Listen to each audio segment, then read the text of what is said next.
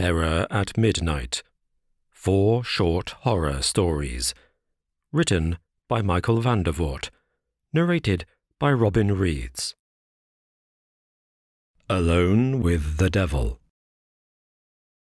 As a linguist and historian, I've always been fascinated by words and phrases. I am particularly interested in how certain idioms and expressions come to be picked up, where they originated, and what, if any, history lies behind their origins.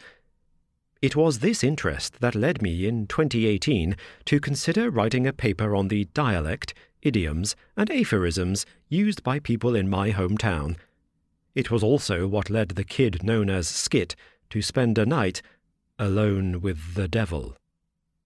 In the small rural town where I grew up, in the hills of northern England, the phrase "alone with the devil" is a very common one. It's a quaint, if mildly sinister, little idiom that if you stick around town long enough, you're almost certain to hear. It was of particular interest to me as a linguistic historian, not only because of its colourful history, deeply rooted in the heritage of the town, but because the phrase has multiple meanings that themselves link back to its origins. So fascinated was I by this one turn of phrase that I actually wrote my master's dissertation on it. Though since the thing with Skit, that's something I tend not to talk about. As I mentioned, the phrase "alone with the devil" is one that has several connected but slightly different meanings and applications. One refers to someone who appears to be stunned or shocked by a piece of news or a surprising turn of events, and is similar to that other phrase, "He looked as if he'd seen a ghost." Standing at the bus stop, in the covered market, or any other place where elderly women and gossips congregate, you will often hear this phrase through the gleeful telling of half-whispered reports and rumours. "Oh, I'll tell you should have seen his face. When she said she were pregnant, honestly, it looked like he were alone with the devil." Another meaning or usage is to suggest that someone has placed themselves in an awkward and difficult-to-escape situation, usually through an unwise choice of words or an act of stupidity on their part. This usage is particularly interesting as it also implies not only that the situation is somewhat of their own making, but also that whatever punishment they receive is entirely deserved. In this usage, the phrase might be said to be similar to the ideas expressed in phrases like "boxed themselves into a corner," "made a rod for their own back," or the modern phrase to "tug on Superman's cape." "Well, I guess he should have kept his mouth shut. He's alone with the devil now." "Well, if you decide to go alone with the devil, then this is what happens." In every usage, the phrase relates back to a curious incident in the town's long history. Whilst it's regarded by most as just a bit of local folktale or a ghost story to tell the kids, a little bit of digging reveals that there is at least some truth to the tale and some serious history behind it. It is a fact, for example, that both the main players in the story did exist, and it is also true that one of them had a very abrupt and sudden change of occupation. There's also physical evidence you can hunt down if you know where to look. The story itself concerns a local cunning man who went by the name of Old John Hutton. For those who have never heard the term before, cunning men and women, collectively referred to as cunning folk, were in some ways England's answers to shaman or witch doctors, and were generally regarded as benevolent. These figures were often noted for their knowledge of medicinal plants and herbs, as well as incantations and spells that would help with the relief of physical ailments. In all likelihood, these individuals did possess some basic herbal knowledge and understanding of practical medicine, which they reinforced through so-called spells to assist the psychological as well as physiological recovery. In other words, their success was probably 80% due to knowing what plants to use, and 20% using the religious or spiritual beliefs of the patients to induce a placebo effect. According to most historians, these cunning folk were often, but not always, figures of advanced years who tended to live in isolated areas on the outskirts of town. Some historical surveys estimate that at one time there would have been a cunning man or woman within 10 or 12 miles of any village in England, acting almost as the local doctor. Now, remember, this much is not fantasy, but history, provable through records and archaeological evidence. Where the line with legend starts to be crossed is when these cunning folk are accused of what is known as maleficium, that is, using magical means to hurt or harm others. A charge which, in combination with an increased religious fervour in the country, led to accusations of witchcraft and diabolical pacts. It's these kinds of accusations that make up the meat of our story. Old John Hutton, we know from town records, lived in an old stone house up on the Alderton Moor. The moor itself is a barren, open place, covering the hills that stretch between the valley towns in this part of the world. Made up mostly of peat and gorse grass, the moor comprises a vast, featureless expanse that is as hostile as it is haunting. Nowadays, the moor attracts hikers on their way between villages or out on tougher expeditions, but even in the modern day it remains a place where people can easily get turned around and die of exposure. Every year, the mountain rescue teams in our area pick up dozens of tourists who, having set off on what they think will be a pleasant hike, end up in difficulties when they become lost and night begins to fall. In short, and in keeping with the usual pattern for cunning folk, John Hutton's home was about as far out of town as it was possible to be. Yet it remained a place visited by many, seeking his help and advice. The house itself, believe it or not, is still standing. It is up on the top of Monk's Hill and is passed by farmers and hikers almost every day. Nowadays it looks like little more than an abandoned barn, basically a big empty rectangle made up of 4 walls of rough laid stone with a beam and thatch roof and what appears to be a dirt floor. I say it appears to be a dirt floor because the story goes that the floor is not in fact made of dirt, but of stone. Not only that, but this basic flooring actually makes up the ceiling to another, far larger and secret room below the surface that can only be accessed via a trapdoor. According to the legend, it was in this subterranean room, beneath the surface of the moor, with no windows and in the pitch black, that old John Hutton performed the more sinister parts of his business. Whilst in the rooms above he attended to people with arthritis, diseases, and unwanted pregnancies, it was in the space below, which he referred to as his under room, that he would speak his wicked spells and diabolic rites, conjuring all manner of deities and demons, whilst locked away from the rest of the world. What is interesting about this accusation, however, is that it does not seem to have stopped people going up there in search of help. We have records and testimonies given by the townsfolk of having been assisted by John Hutton, and the impression given by the sources that survive seem to be of a kindly old man who simply knew things others didn't. The idea that Hutton did anything that might be construed as wicked seems to have started with just one source, the sheriff, Arthur Salt. After the accusation was made, however, Hutton did little to stop people believing it. Whilst you might reasonably assume that the phrase "alone with the devil" would come from the idea of Hutton practicing his dark arts alone in his basement, it actually comes from a later challenge put forth by old Hutton to the famous Sheriff Salt. It was, so the story goes, Salt rather than Hutton who would find himself in such undesirable company. Whilst most folks believe the witch craze that led to burnings and hangings across Europe was one long and unified period of persecution, this isn't actually the case. Nor is it true that everyone in Europe was terrified by, or even believed in, the existence of witches. For a brief period, during the 16th century, whilst other parts of Europe were putting their citizens to death for witchcraft, the English judicial system actually took the charge of maleficium, that is, doing harm to others through the practice of witchcraft, off the list of offences. Whilst an act was passed in 1542 proclaiming witchcraft a felony and therefore making it a capital crime punishable by execution, this same act was actually repealed after 5 years and removed entirely from the statute books, meaning that for a period of around 20 years, in the middle of the 16th century, there was no official law in England against the practice of witchcraft. Later, with changes of kings and the influence upon belief systems from continental Europe, the offence was reintroduced, and prosecutions massively increased, but for a brief period there you could not be charged with the actual act of being a witch or inflicting harm through magical means. What you could be charged with, though, was falsely claiming that you could do such things, particularly if you were making a profit from it. You could, for example, be charged with falsely claiming to provide services or goods that relied upon magic, sorcery, or consultation with spirits.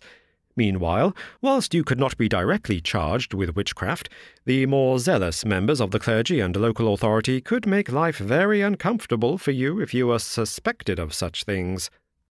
In short, during that 20-year period, the same period during which Hutton and Salt crossed swords, you could not be prosecuted, but you could most certainly be persecuted. This is where the sheriff and Mr. Hutton clashed. You see, Hutton's trade was in selling treatments and charms to the locals, with the guarantee that his remedies were obtained by magical means and worked because they were made following instructions given to him by either angels or other spirits that he had summoned in his basement room. This, to the sheriff, was an offence, because Hutton was claiming something which the law, at that time at least, claimed to be completely impossible.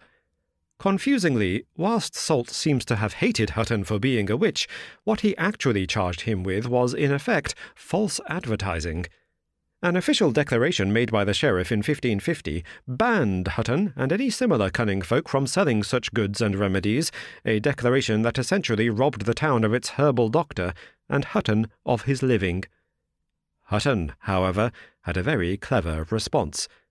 If, he challenged, there is no such thing as a spirit, and if the sheriff was so confident that he could not have gained his cures, ointments, and charms from such entities, then why would he not prove it? With a notice put up all around town, Hutton mocked the sheriff publicly by daring him to spend one night, just one night from the setting of the sun to its rise next morning, in the under-room alone. A copy of the notice still exists in the local library, complete with a hand-drawn demon in the corner. I would recommend anyone who has the chance to seek out a copy of this document, referred to as Hutton's Missive, just for the purposes of seeing that drawing. It is a hideous black smudge of a thing, rendered in a mix of charcoal and ink, as if Hutton, when drawing it, was struggling to find a black enough material to show the darkness of the thing he depicted. It stands on its hind legs, which, recorded with admirable accuracy, resemble the taloned feet of a bird, like a chicken or a hawk. Affixed to the back are tiny wings, more like those of a bat than a bird, and atop the seemingly massive head, a pair of curving horns can be seen. It is an ugly thing to look at, but notable, especially when you consider what came later. "If he should go down," said Hutton, "and allow me to close that door behind him, if he would remain inside but for the extent of 8 or 10 hours, and if he would spend but one night alone with the devil, then I would forfeit all of my wares and give up all of my claims. I will leave this town and not return if he is to spend but one night alone with the devil. If he is to prove what he believes and show us all that he fears nothing but God, this I challenge him, and to this I expect an answer." Of course, Salt could have ignored the note. He could have declared Hutton a fool, and announced that he was both too busy and too dignified to lower himself to answering such a challenge. But he didn't. Perhaps, as I believe, he was pressured to accept the challenge by the townsfolk, not only as a way of keeping face, but because his decision had outlawed their only access to treatment for their afflictions. "If he's so sure," I imagine them saying, in a 16th-century equivalent of the gossip at the bus stop, "then let him go up there and prove it. Let him go to the under-room and be alone with the devil." And so he did. Sheriff Arthur Salt, on May the 16th, 1550, went to the home of old John Hutton, high on Alderton Moor. He descended into the under-room and spent a night below alone. After that, he was never the same. Arthur Salt was removed from his post the following day, and replaced 2 weeks later by a man named Cooper. Little is written about the reasons for Salt's removal from office, nor is there any surviving record of what actually happened once he went down into the under-room, though of course there are many legends. In terms of hard facts, we can but only guess.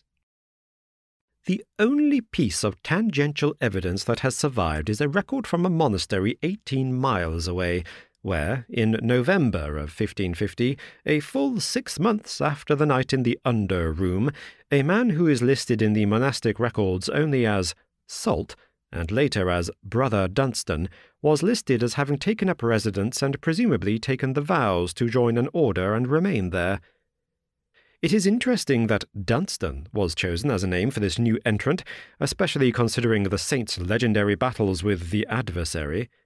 Beyond the monastery's records, the only historical evidence of this Salt is a book allegedly written by him. The text itself is a roughly bound collection of individual sheets onto which almost the entire text of the Bible has been copied in a small, neat hand, only for every single page to then be horribly defaced by what historians believe was the very same penman.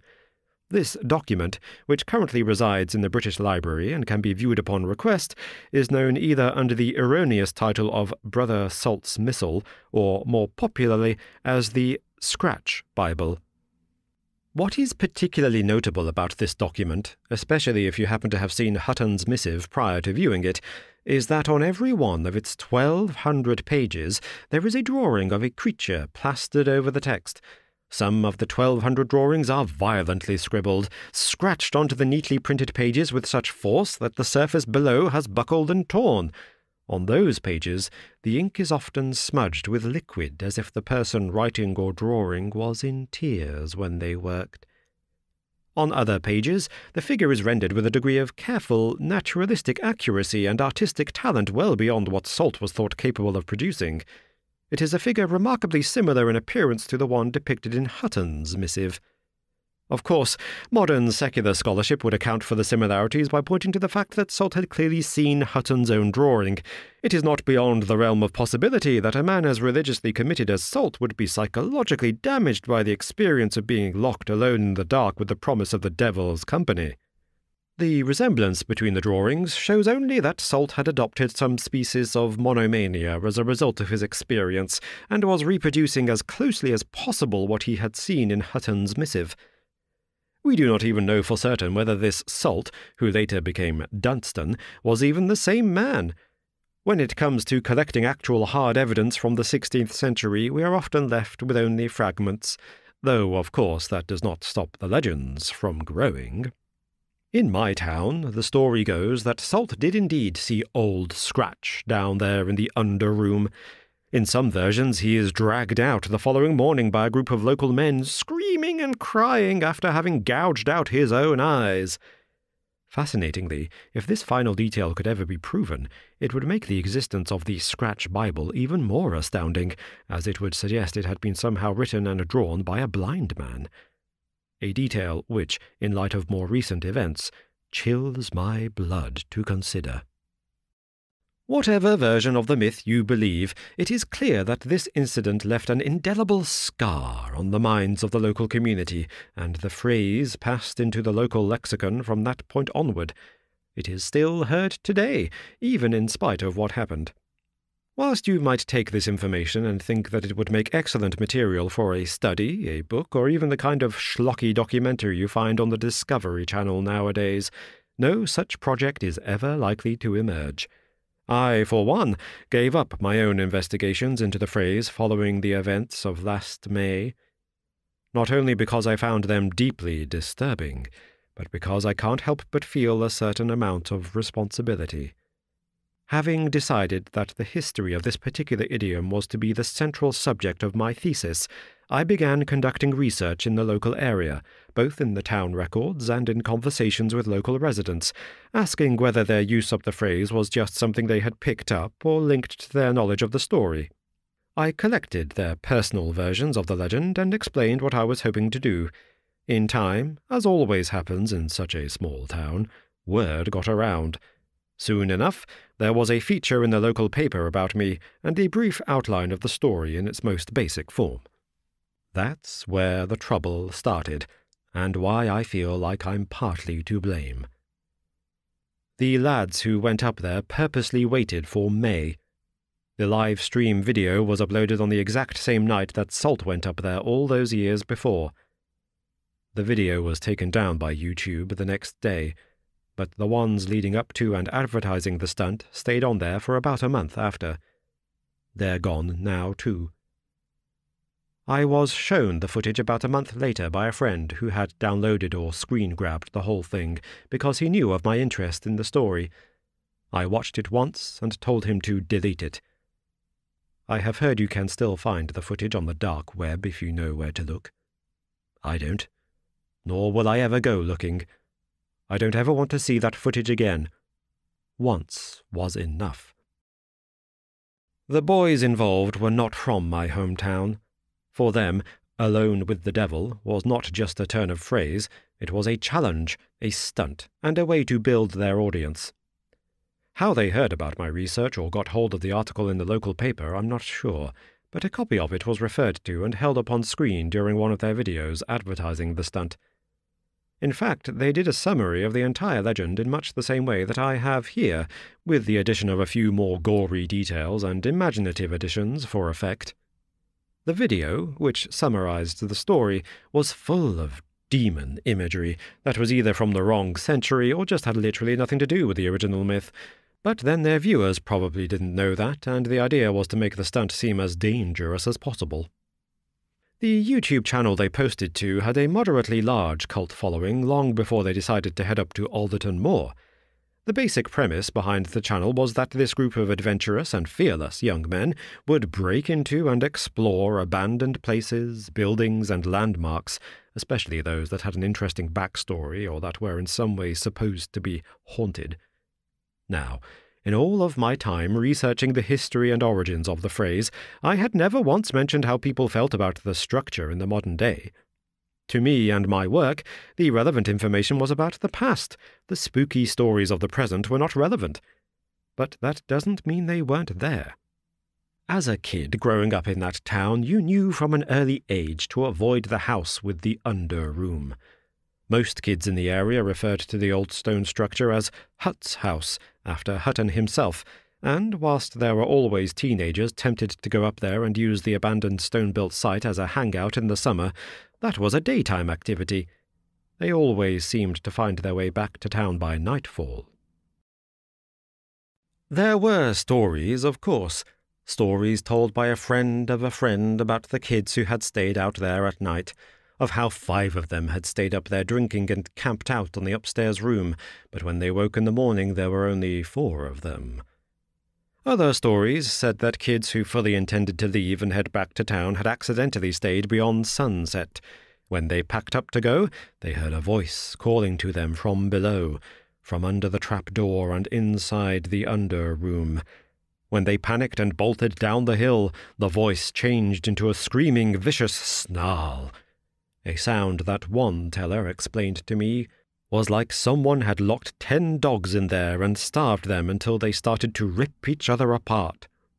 As an adult, it was easy to dismiss those stories. As a kid, there was not a chance in hell I was going near that place, in daylight or otherwise. Funnily enough, I've still never been up there or stepped foot inside. But those boys did. In the days before the challenge, they interviewed people in the town, asking them how they felt about John Hutton and the under room. What they got in return was a collection of stories similar to the ones I've just reeled off, none of which deterred them, but all of which brought more interest and more viewers. The main instigator in all this, and the guy most keen to accept what he called the Alone with the Devil challenge, was a guy named Skit. I doubt that was his real name, but it's what he went by in the videos. He was a lanky, skinny-looking guy of around 20 years of age, who reminded me of the character Shaggy from Scooby-Doo. Same lank hair, scrubby beard, and crooked half-slant of a smile. On the night of the challenge, he stood before the camera reading off a script of carefully prepared notes, hyping up how dangerous it was to accept the challenge and head below. What's strange about the footage, and what you'll see if you ever find it, is that just before he gets ready to go below, there is a strange pause, a silence, during which all the boys stop for a moment and the camera rolls on with dead air. At that moment, they're listening Off camera, you hear one of the boys ask if anyone else heard that. What they were supposed to have heard, I don't know. Rolling the tape back and listening again, there doesn't seem to be anything you can pick out, but the boys definitely heard something. After that, their demeanor changes. From the joking frivolity that had characterized the recording up to that point, the mood suddenly changes to one that is far more serious. As two boys in the background lift the ancient wooden trapdoor using a crowbar and a spade, we see below a cavernous, open space. A gaping wound in the middle of the floor leading to a world of black. The boys doing the lifting seem to be in high spirits, but Skit is looking worried. Whatever it was that the boys supposedly heard, clearly it had rattled him. Looking into the camera, you can see in his eyes a level of trepidation that wasn't there moments before. When another boy says that it's almost time, we see his Adam's apple bob up and down with a heavy swallow, as if he is trying with all his might to straighten and steel himself for what might be coming. Finally, he approaches the hole. Slowly but surely, he lowers himself, like a worker descending through a manhole down into the sewer below, into the darkness. Off camera, someone shouts, "See you in 8 hours!" whilst another, with a hideous cackle, screams, "Say hi to the devil for me!" Skit raises his hand into a thumbs up as he disappears out of sight. He goes into that darkness without ever saying a word. In the videos leading up to the challenge, the boys agree on camera that Skit will not be let out, no matter how much he screams and how much he begs. The more cynical amongst us might then assume that when he did start screaming, raving, and bawling, begging to be let out because "there's something here, there's something here," the entire thing was set up beforehand, agreed by the entire crew so as to make the live stream more dramatic and interesting. Because of the pitch black below and the idea they'd gotten from somewhere that part of the challenge for Salt was to remain entirely in the dark so that his own mind could play tricks on him, Skit did not take a camera or a light below. Now I know what you might be thinking. If he did not film below the surface or even take a camera into the under room, then what on the video could be so bad? The answer is Skit himself, when they tried to pull him out. Exactly 8 hours after they shut the trapdoor and sealed him below, the rest of the crew opened it up to let their friend out. What emerged was not the same thing that entered. Skit had no clothes. None were found in the space after the fact, and no explanation has ever been given as to where they went. All I know is that Skit emerged without them, and without a single hair. Now, I have read in many stories accounts of people's hair turning white with fright. In theory, it isn't something that should happen in real life. What I have never read about is the complete removal of hair, not just from the head, but everywhere. Facial hair, underarm, even the eyebrows and eyelashes, gone. Whatever happened to Skit whilst down there, he emerged naked, completely hairless, and blind. The footage ends with 3 of the boys trying to lift their fractured friend out from below, and another calling an ambulance. For almost a year, that was the last I heard of the incident. There was a report in the local paper, but it offered nothing more than a cursory overview of the incident with no real insight into what might have occurred. Apparently, the police went to the site and checked the building, both above and below. What they found were 2 empty stone rooms. Nothing out of the ordinary, nothing to report. A month ago, I was sent a letter at the university from an undergraduate student not in the field of linguistics, but in folklore and comparative religions. She was writing to ask if I could offer any help on a dissertation she was hoping to write on the old John Hutton Alone with the Devil legend.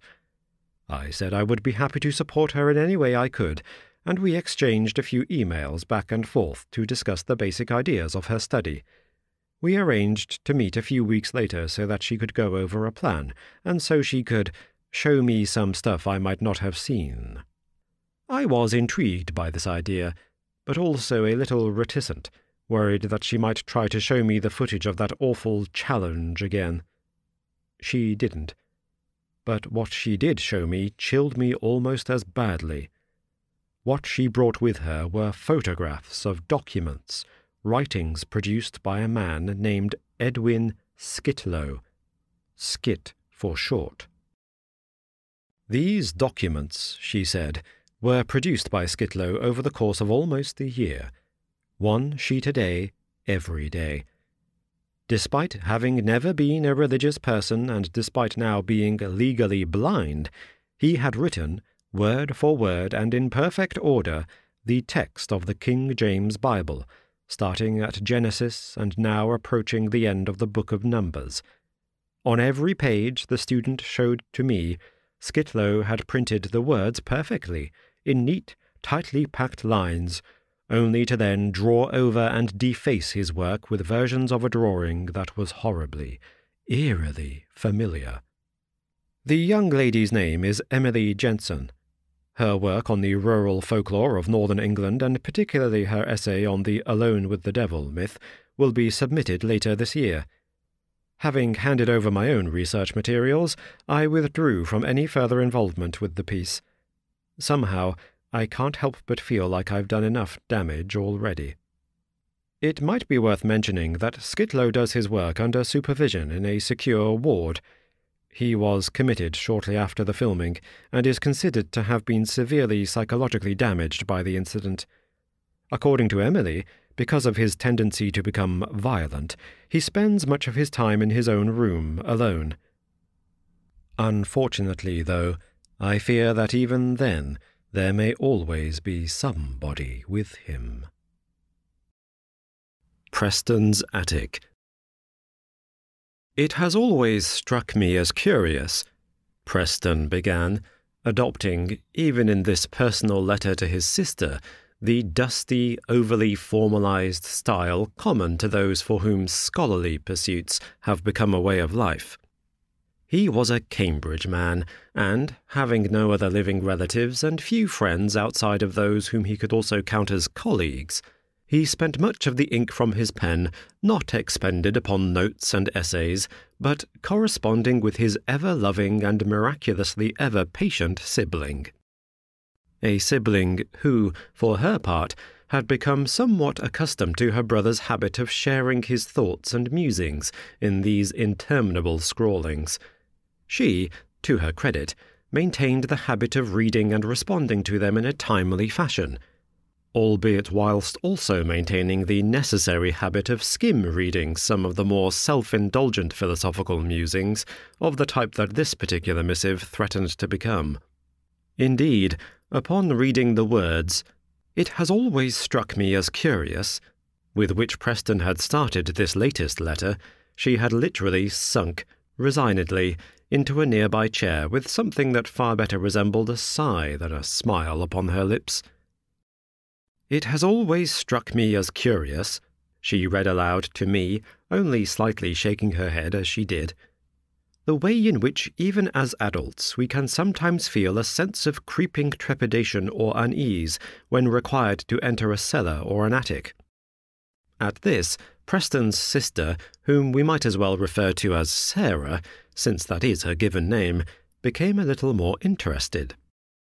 In contrast to her brother, who had always been of the steadfastly sceptical type, she was a committed fan of those entertainments some would term supernatural, and found a particular fascination in any story that might claim to raise the hackles or chill the blood.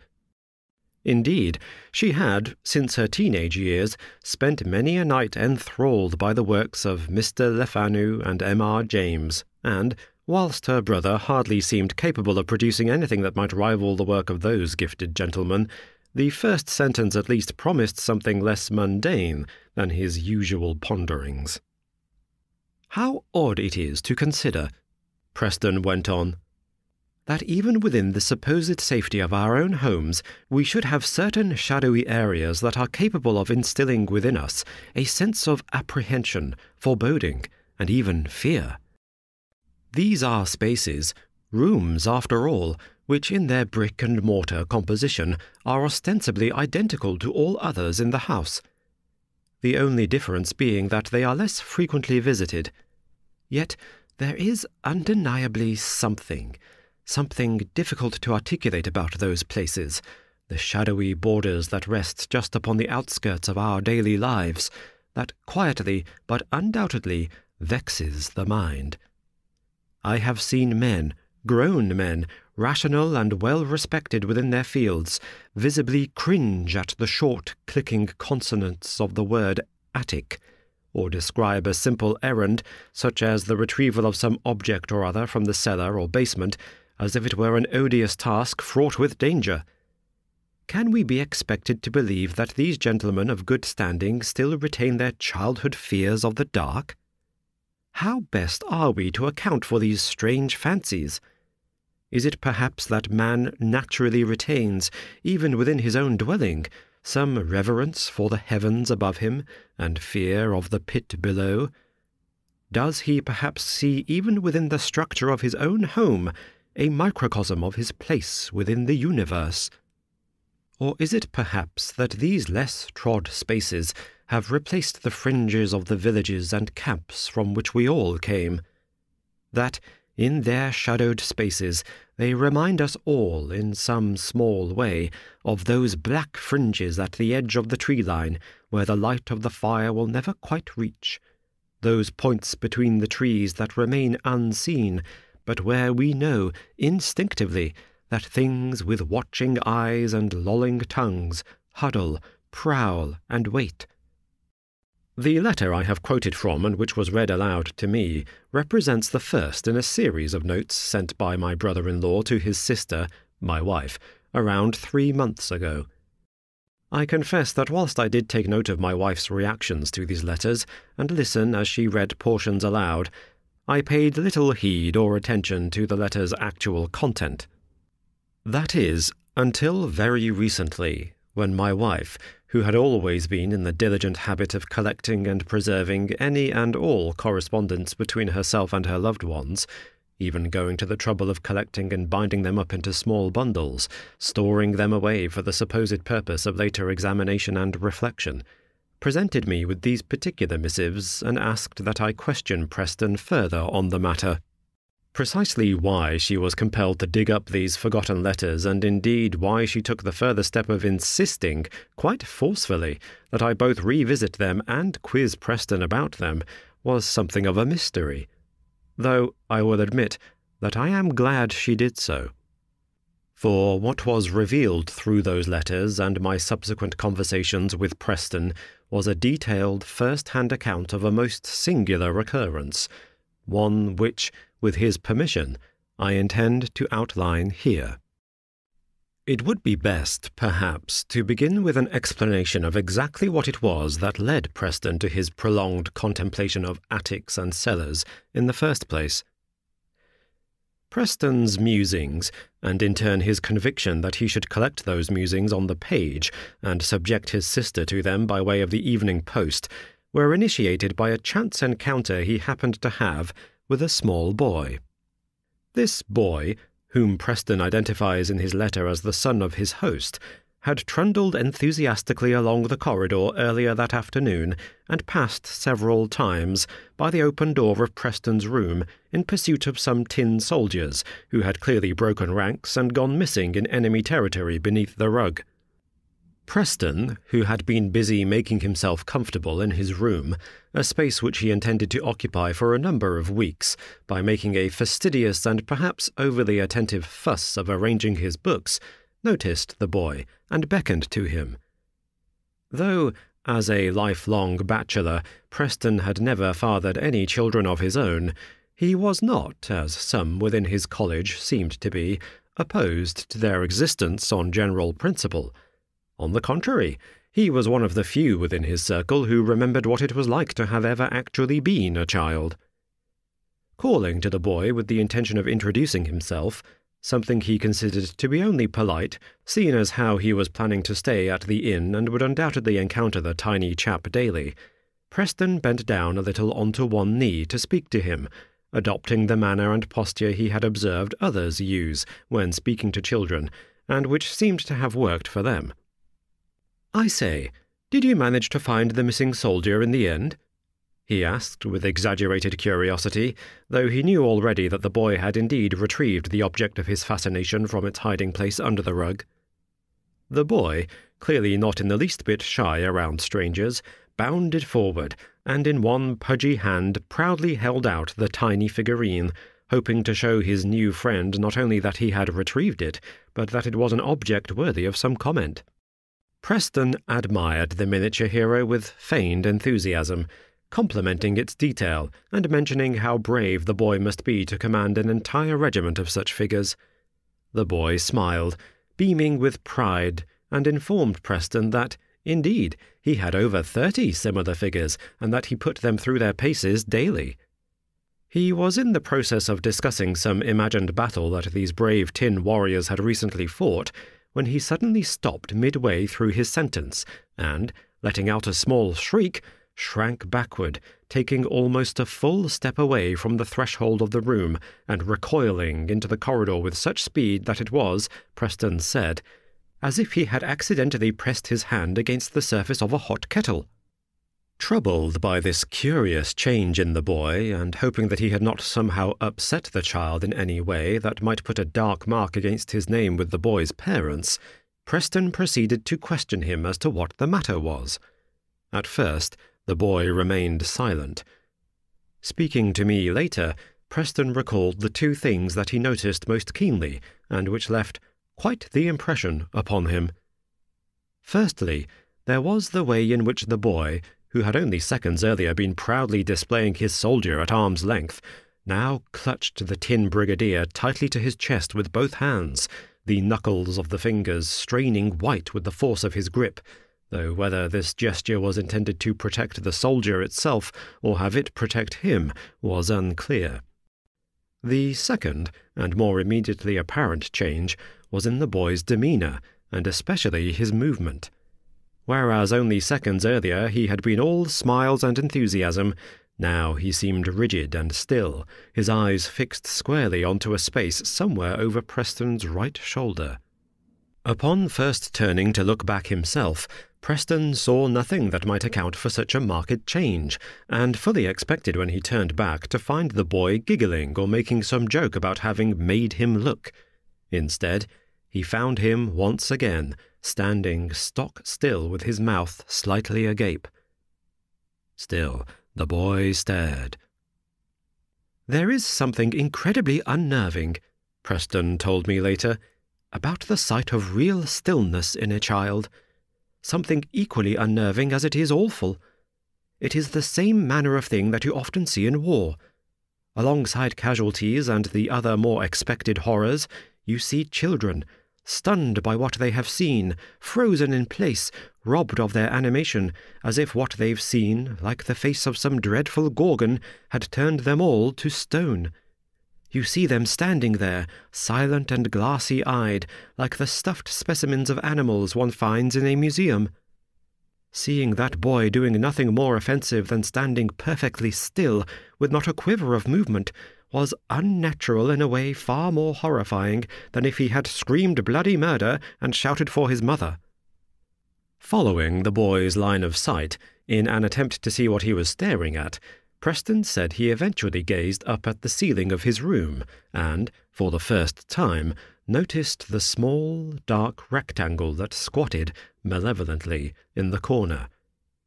The dark square interrupted the otherwise uniform sea of beige like a black hole in the surface of a tooth. This hole, or hatch, Preston reasoned, must be the entrance to an attic space immediately above his room, a space for which the covering panel had either been removed or had blown off accidentally. Why the sight of an attic room with the cover removed should elicit such a visceral reaction, forcing the child to physically withdraw like an animal shrinking from a flame, Preston could not fathom. Nor was he able to question the boy, for no sooner had he turned around than the boy, as if suddenly released from the pause in a game of musical statues, sprang back into life and sprinted away down the hall, calling back something that was likely, "It is dark up there." but which, muffled by his haste and the echoes of the corridor, sounded to Preston more like, "There's dark up there," or "The dark lives up there." Though he spends some lines considering exactly why many tend to feel uneasy when entering such spaces, Preston, in his letter to his sister that day, stops short of including himself within that number, and affects an air of detached clarity which might not have been entirely genuine. Whilst he does outline his intention to speak to the innkeeper, in order to explain that he would prefer the attic space closed, as it was somewhat unsightly, and could, he feared, be an entrance for all manner of draughts if the weather becomes less pleasant, he stops short of expressing any actual trepidation about the presence of such a hole, and well short of expressing any superstitious concerns in relation to the attic space, or it being so nakedly open. At supper, Preston writes, his attempts to raise the issue of the open attic were thwarted by the sheer force and volume of his host's husband, who, in a transparent attempt to escape the clutches of his beloved, suggested repeatedly, almost to the point of insistence, that Preston join him on the links for a round of golf, despite Preston's own insistence that he lacked the equipment, not to mention the motivation, to do so. Fleeing from this imposition before he could be pinned down to an actual time or commitment, Preston ate his supper quickly, excused himself far earlier than expected, and retreated to his room, cursing himself as he did for not mentioning the blasted hole. Still, his letter, which signs off cheerily, shows no indication of the trepidation and hesitance toward that attic room that would invade his thoughts that night. Only in his next letter does any such fear creep into the text. That night, Preston explains, he found that sleep came only in snatched, fitful bursts. He reports several times during the night awaking with the oppressive feeling of being watched. After several failed attempts to settle, he writes mournfully, I resolved to light a candle, find some volume that might be close to hand, and read until drowsiness overtook me. This plan, however, was never fully realized, for whilst I did succeed in lighting the candle and retrieving the book I wanted from the shelf, I found myself wholly unable to concentrate upon the text. Time and again I would near the end of a sentence and feel my eyes and thoughts wandering, as if pulled or tugged by an invisible force or instinct, away from the page and towards that gaping hole in the corner of the room. I remember sitting, propped up in bed, and struggling to see much beyond the end of the bed. The candle's dim light reached only so far into the darkness, so that beyond the measure of a few feet only the vaguest outline of shapes were perceptible.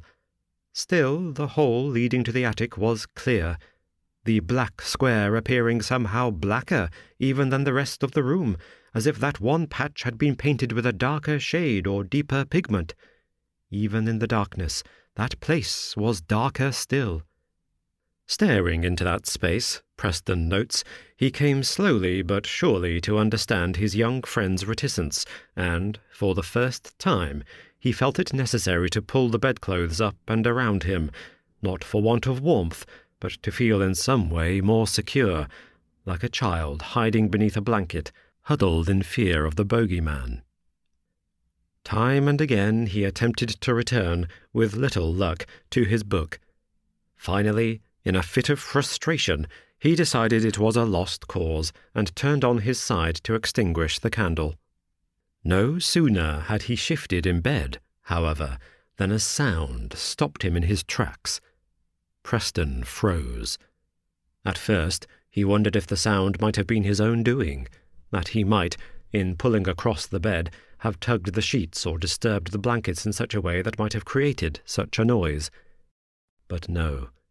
Even as he stayed silent, still, and fixed in position, one hand reaching toward the candle's flame, the sound persisted.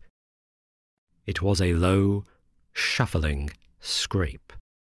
The hiss and pull, thought Preston, of things moving in that very space above him. There was, he said, sitting there in the hush of night, with only the candle's gentle crackle to disturb the silence, something strangely ominous about that hole and that whispered suggestion of sound.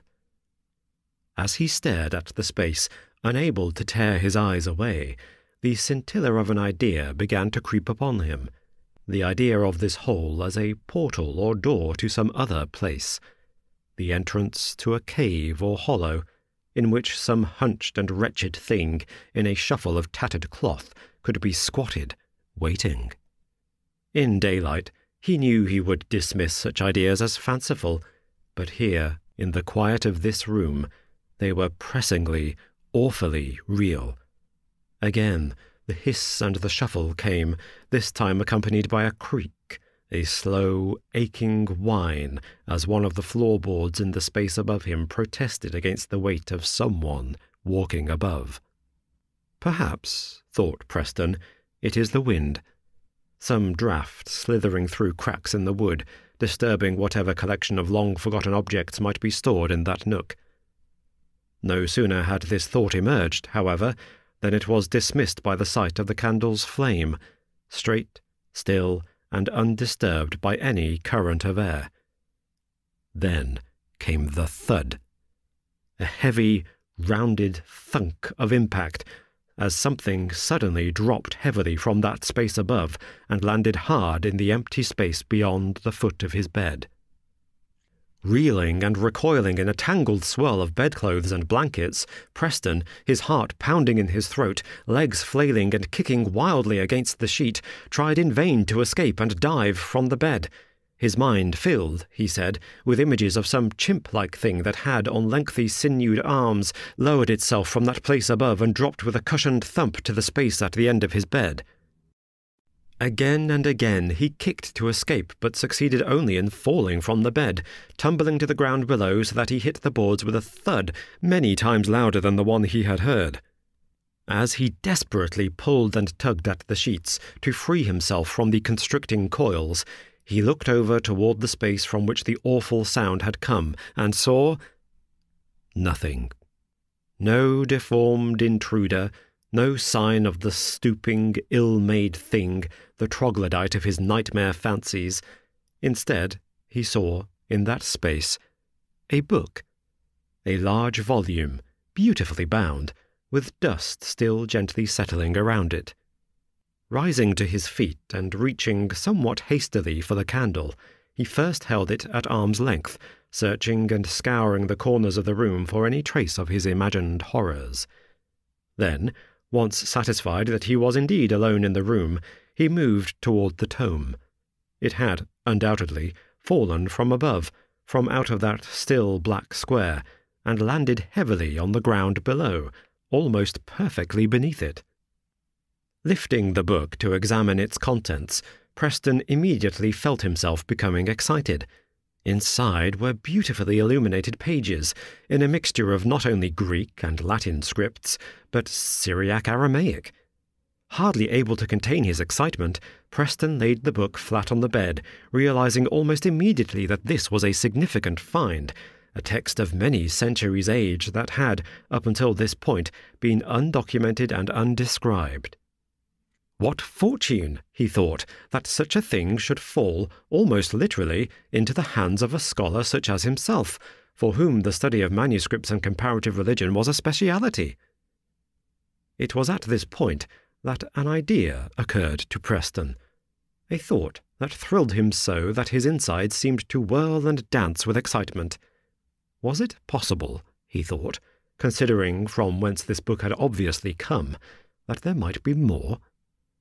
At once, all of Preston's secret fantasies of presenting hitherto unseen manuscripts to the university, being lauded amongst his peers as the first not only to discover these key texts, but to unlock their secrets, rose like a flame within him. His earlier fear transformed almost immediately to a species of fervid excitement. Scurrying hastily to the bedside table, he quickly retrieved 2 or 3 more candles. Placing 2 of them carefully into holders and another into the neck of an empty bottle, he placed them on the floor around the space where the book had fallen. Suddenly, the square above looked less black and, in the golden wash provided by the candles, showed its edges of warm, ancient wood. How old, Preston wondered, was this building? How old the village in which it resided, and, more importantly, what undiscovered treasures might the forgotten corners of such a place be hiding? Moving toward the heavy oak desk, he carefully removed from the wall the mirror that had been hanging there. Carrying it across the room, he placed it carefully onto the floor, so that it lay directly below the entrance to the attic. Above this, he held the hand mirror that had been left for him on the dresser. Angling the flame of one candle with one hand so that the light crept reluctantly up into the attic space, and maneuvering the handheld mirror with the other, he was able to explore, in reflection at least, some of what that shadowy room concealed. What he saw, revealed in the glass, made his heart almost skip a beat. It was a tiny, cramped, but well-stocked library. Shelves of books from ceiling to floor, all of them beautifully bound and covered over with a layer of dust so thick that it was a wonder the shelves had not already bowed under its weight. Above and around these volumes were rolls of vellum, wound up like scrolls, bound with careful knots of lace. Beside the shelves, great folios, almost the height of a man's waist, rested heavy and filled with sheets of parchment, the visible edges of which, even from this vantage point, glimmered with the sheen of stunning gold leaf. Giddy with excitement and a burning desire to explore this space and its content in detail, Preston looked around the room for some means of getting to it. It was too late now to ask for a ladder to be brought, but perhaps, he thought, he might arrange the furniture in such a way, a chair placed atop the desk perhaps, that he might be able to pull himself up and into the space, accessing its riches even before the rest of the house awoke. It was only as he turned to reach for the chair that he started with fright at the tiny figure standing in the doorway. It was the boy, waiting, perfectly silent in stocking feet, just at the threshold of the room. When, and indeed how, the door to his chambers had been opened and the boy had padded silently to its entrance, Preston was at a loss to explain. But there he was, wide-eyed and silent, still holding his tiny soldier. Moving toward him quickly, Preston intended to challenge the boy as to why he was out of bed at such an hour, and hoped to return him to his own rooms as quickly as possible, so that he might return to his newly discovered treasure. Before he could advance further, however, the boy stepped around him and, moving almost noiselessly, pattered toward the small arrangement of candles and mirrors that Preston had created. Squatting down, so that only his face and hands were visible in the meagre light, the boy noiselessly lifted the hand mirror and angled it toward the attic. What Preston saw, he said, was impossible. Whilst the mirror, lying flat along the floor, retained its image of a book-filled room, the other mirror somehow displayed an entirely different scene. Here, though it should have shown the exact same space, was a different room entirely, a beautifully lit and sumptuously decorated room stuffed to the brim with toys of every description. From colourful dolls to soldiers and spinning tops, rocking horses and games of skittles, all standing where earlier scrolls had been visible. In place of books, the shelves were instead filled with jar upon jar of colourful sweets, from candy canes to sherbet lemons, all of them enticing, all of them clear to see. As Preston opened his mouth to speak, to ask how such a thing was possible, the boy hurriedly shushed him, raising a single finger and pressing it firmly against his cherubic lips. Then, with a slow, deliberate gesture, he brought that same finger to point gently to his ear. "Listen," the boy was saying, without ever uttering a sound. For a few moments the pair remained in silence. The boy, now kneeling, gazed fixedly upward into the hole, whilst the man towering over him observed his every movement. At last, with tiny, almost imperceptible slowness, a shape began to descend from the hole. Gliding smoothly downward on a piece of silken thread, a toy soldier, suspended with a noose-like knot around its throat, was lowered by some unseen hand from above, so that it came to a stop and dangled a few centimetres from the boy's face.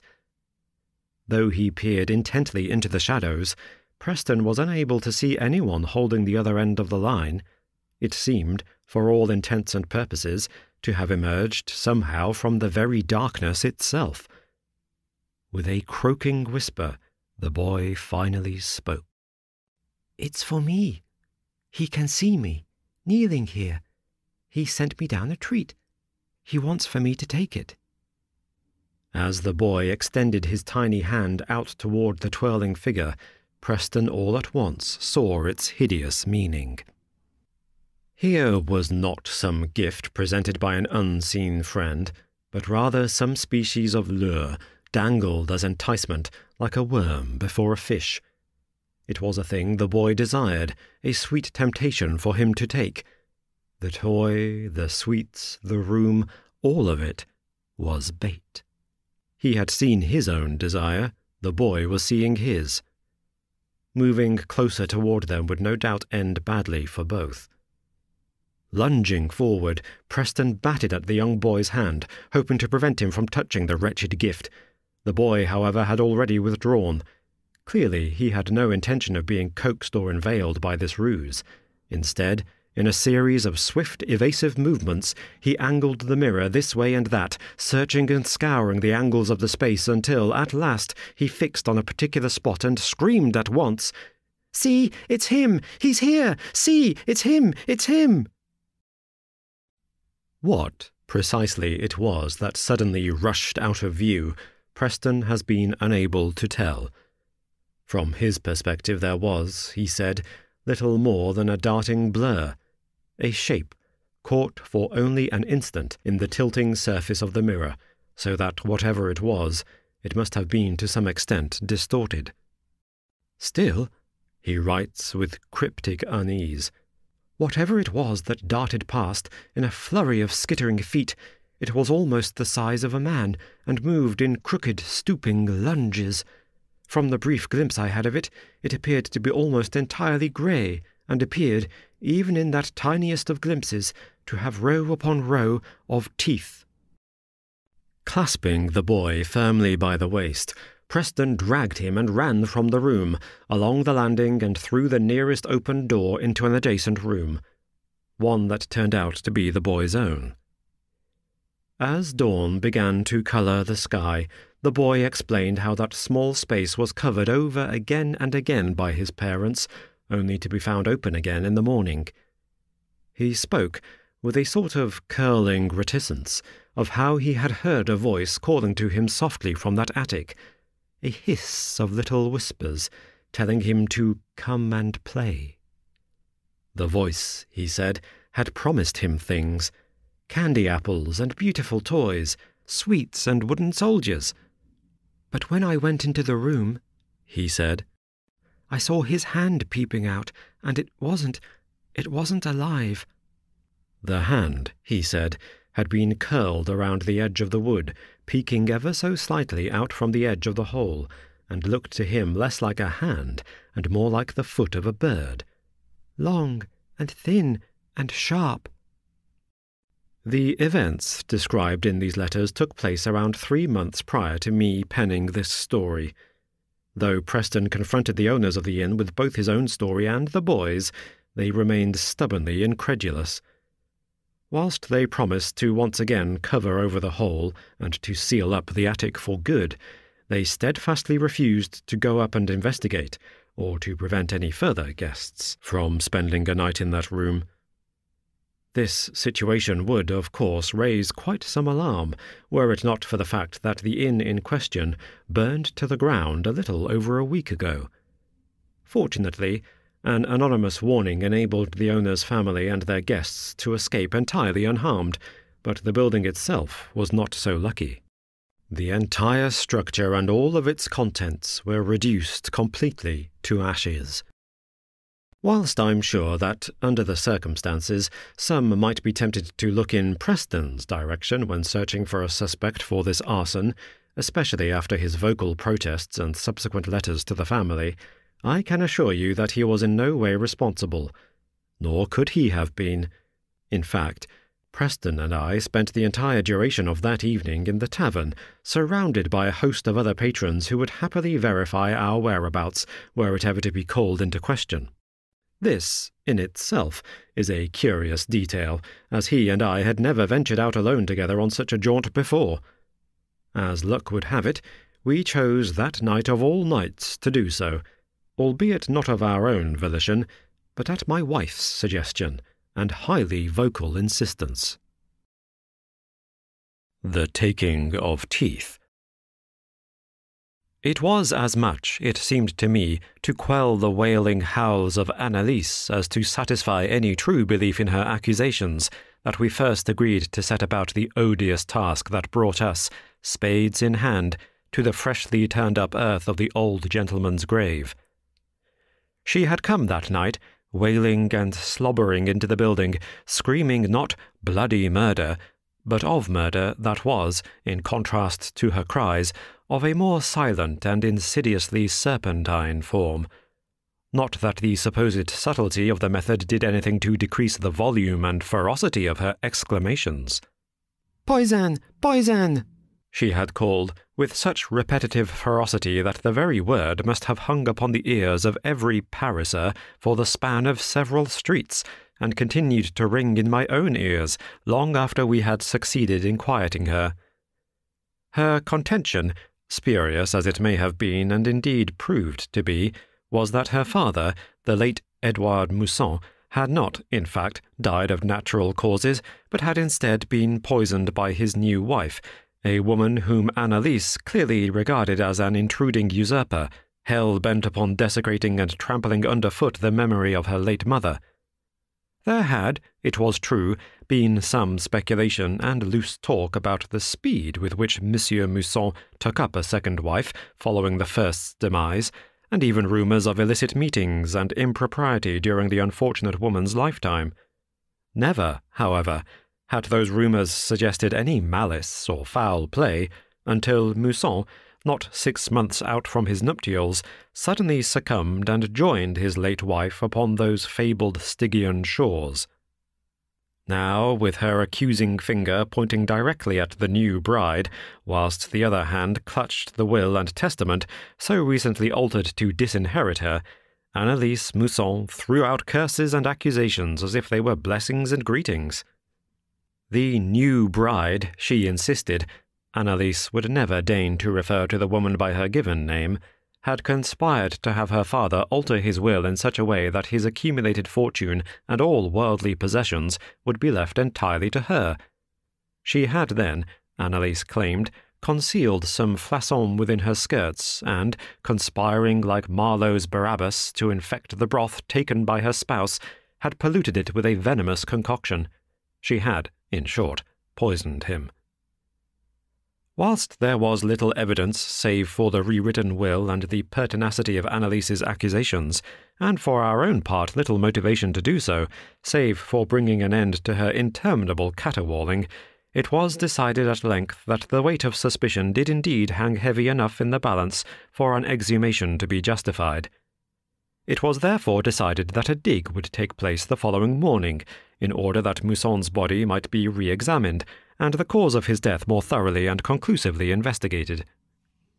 So it was that in the frigid grey of that sombre December's morn, myself and several other officers took the unholy steps of disturbing the soil and rousing from its eternal rest the body of Edouard Mousson. Having observed first-hand, both at medical school and during my time as an investigator, the mauling effects that the ground and worms have upon the flesh when allowed the leniency of time, I would ordinarily have approached this task with some apprehension, reluctant in every instance to look upon corruption's ruinous handiwork. In this case, however, I felt somewhat reassured by the brevity of time elapsed between burial and exhumation, and, Whilst I was still chastened by the gravity of our task, I remained confident that the artifice of the mortician's brush, and the brief interval that had elapsed, would save us from any dire confrontation with the chewing maw of time, and grant us the mercy of regarding the late Mr. Mousson in a state at least approaching that in which he had lived. These hopes of preservation, however, were very soon to be dashed. Oh, what horror awaited! In the very instant that the lid was drawn back, in the very moment of its unveiling, the wretched hideousness of that visage forced the assembled party back, as they each, including myself, recoiled in disgust at the ghastly apparition that had been revealed. Worse still than the vision itself was the realization that this gruesome sight was not due to any great increase in the rate of decomposition, or indeed the effects of any poison upon the tissues, but rather to a ghoulish and deliberate act of calculated desecration. For upon prying open the lid of the casket, we were greeted not with the face of one who slept in peaceful repose, but in fact with something that was hardly a face at all. For a moment I considered that perhaps there had been some issue in the embalming, that perhaps the supportive structures or gauzes placed inside of the jaw had collapsed overnight, and that this was the reason for the hollowed-out implosion of everything from the top lip down, but again, this was not the case. The bottom portion of Mousson's countenance, once held in high regard and widely discussed by the lady-folk of the city, was now mangled almost to a rotten mulch. The mouth itself was caked with thick, red-brown gouts of the most horrendous gore.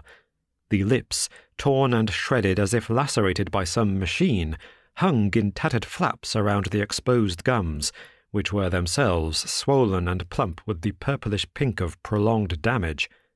Freed from the framing curtain of the lips, they bulged and gaped nakedly forward, exposing the fact that every one of Mousson's teeth had been unceremoniously ripped from his jaw. Completing the task that we had been assigned, we lifted the limp carcass into the waiting canvas and conveyed it back to the morgue for examination. By this point, however, it was the post-mortem injuries that had excited my imagination, and for which I most keenly sought answers. Who, with what apparatus, and for what purpose, had prized open the rigid jaws of the dead and stolen all of his teeth? It was a week later that I received my answer. I had been lying in bed, though in truth for the 7 days since the exhumation I had enjoyed little in the way of rest, haunted as I was by the image of that mutilated face, the hollow, cavernous O of that open hole of a mouth, and the persistent illusion that, despite my fastidious cleanliness and the generous application of soap, water, and cologne, I could still smell the cool, earthy tang of soil and mould upon my skin, as both scent and memory lingered around me. It was just past midnight that the thundering upon my chamber door awoke me, and doubtless most of my neighbours, as it threatened in its force and instance to break the very panels of the wood. No sooner had I opened the door a crack than a familiar voice harried me to get dressed immediately and meet him at the end of the street where a hansom cab was waiting. This message, unaccompanied by any form of greeting, was barked at me as an imperative, an order not to be seen as a request and to be undertaken with the greatest of haste. Hearing it spoken by that voice, I did not hesitate, but simply turned and obeyed. I knew better than to distrust the speaker, or to delay for 1 second when time was of the essence. Seated in the cab, and still only partially dressed, I struggled with my cravat as my companion repeatedly bellowed at the driver not to spare the horses and to "Hurry, man!" The narrow back streets of Paris, running across the face of the city like a network of arteries, flew past in a blur of cornicing and cobblestones, as the hansom, more than once, leant awkwardly on its wheels as it careened perilously around a sharp corner. Only when it became apparent that the horses were at full stretch, and that to move with any greater rapidity would risk tipping the carriage, did my companion rest back into his seat, and I was finally able to inquire as to where we were rushing with such unrestrained haste. In response, my companion sighed and handed me a leaf of paper with a name and address printed upon it. The location itself was in one of the poorer quarters of the city, around 2 miles from my own lodgings. When I naturally inquired why we were heading to this location, he responded cryptically that we were going there to apprehend a murderer before he has the chance to become one. When I inquired after the identity of this supposed murderer, or murderer-to-be, my companion again replied with a clipped and direct answer. "We are heading to the abode of Arthur Lodin, the man who steals teeth." Hearing this, I paused. There had been no report of the mutilation to the press, no official documentation of the case yet published, and yet here was my companion, touching with deliberate and focused accuracy upon a case I had only recently opened. Choosing not to press him on how he had come by this information, I resolved to withhold any further questions until after we had arrived, contenting myself to instead simply watch in admiring fascination as my companion scribbled in a small notebook, scratching out and correcting whilst writing at a furious pace. As he did so, the speed and force of his intellectual machinations showed upon his face, and I could only marvel once again at the man's remarkable acumen, and wonder at what speed and in what strange intersecting orbits his thoughts were travelling.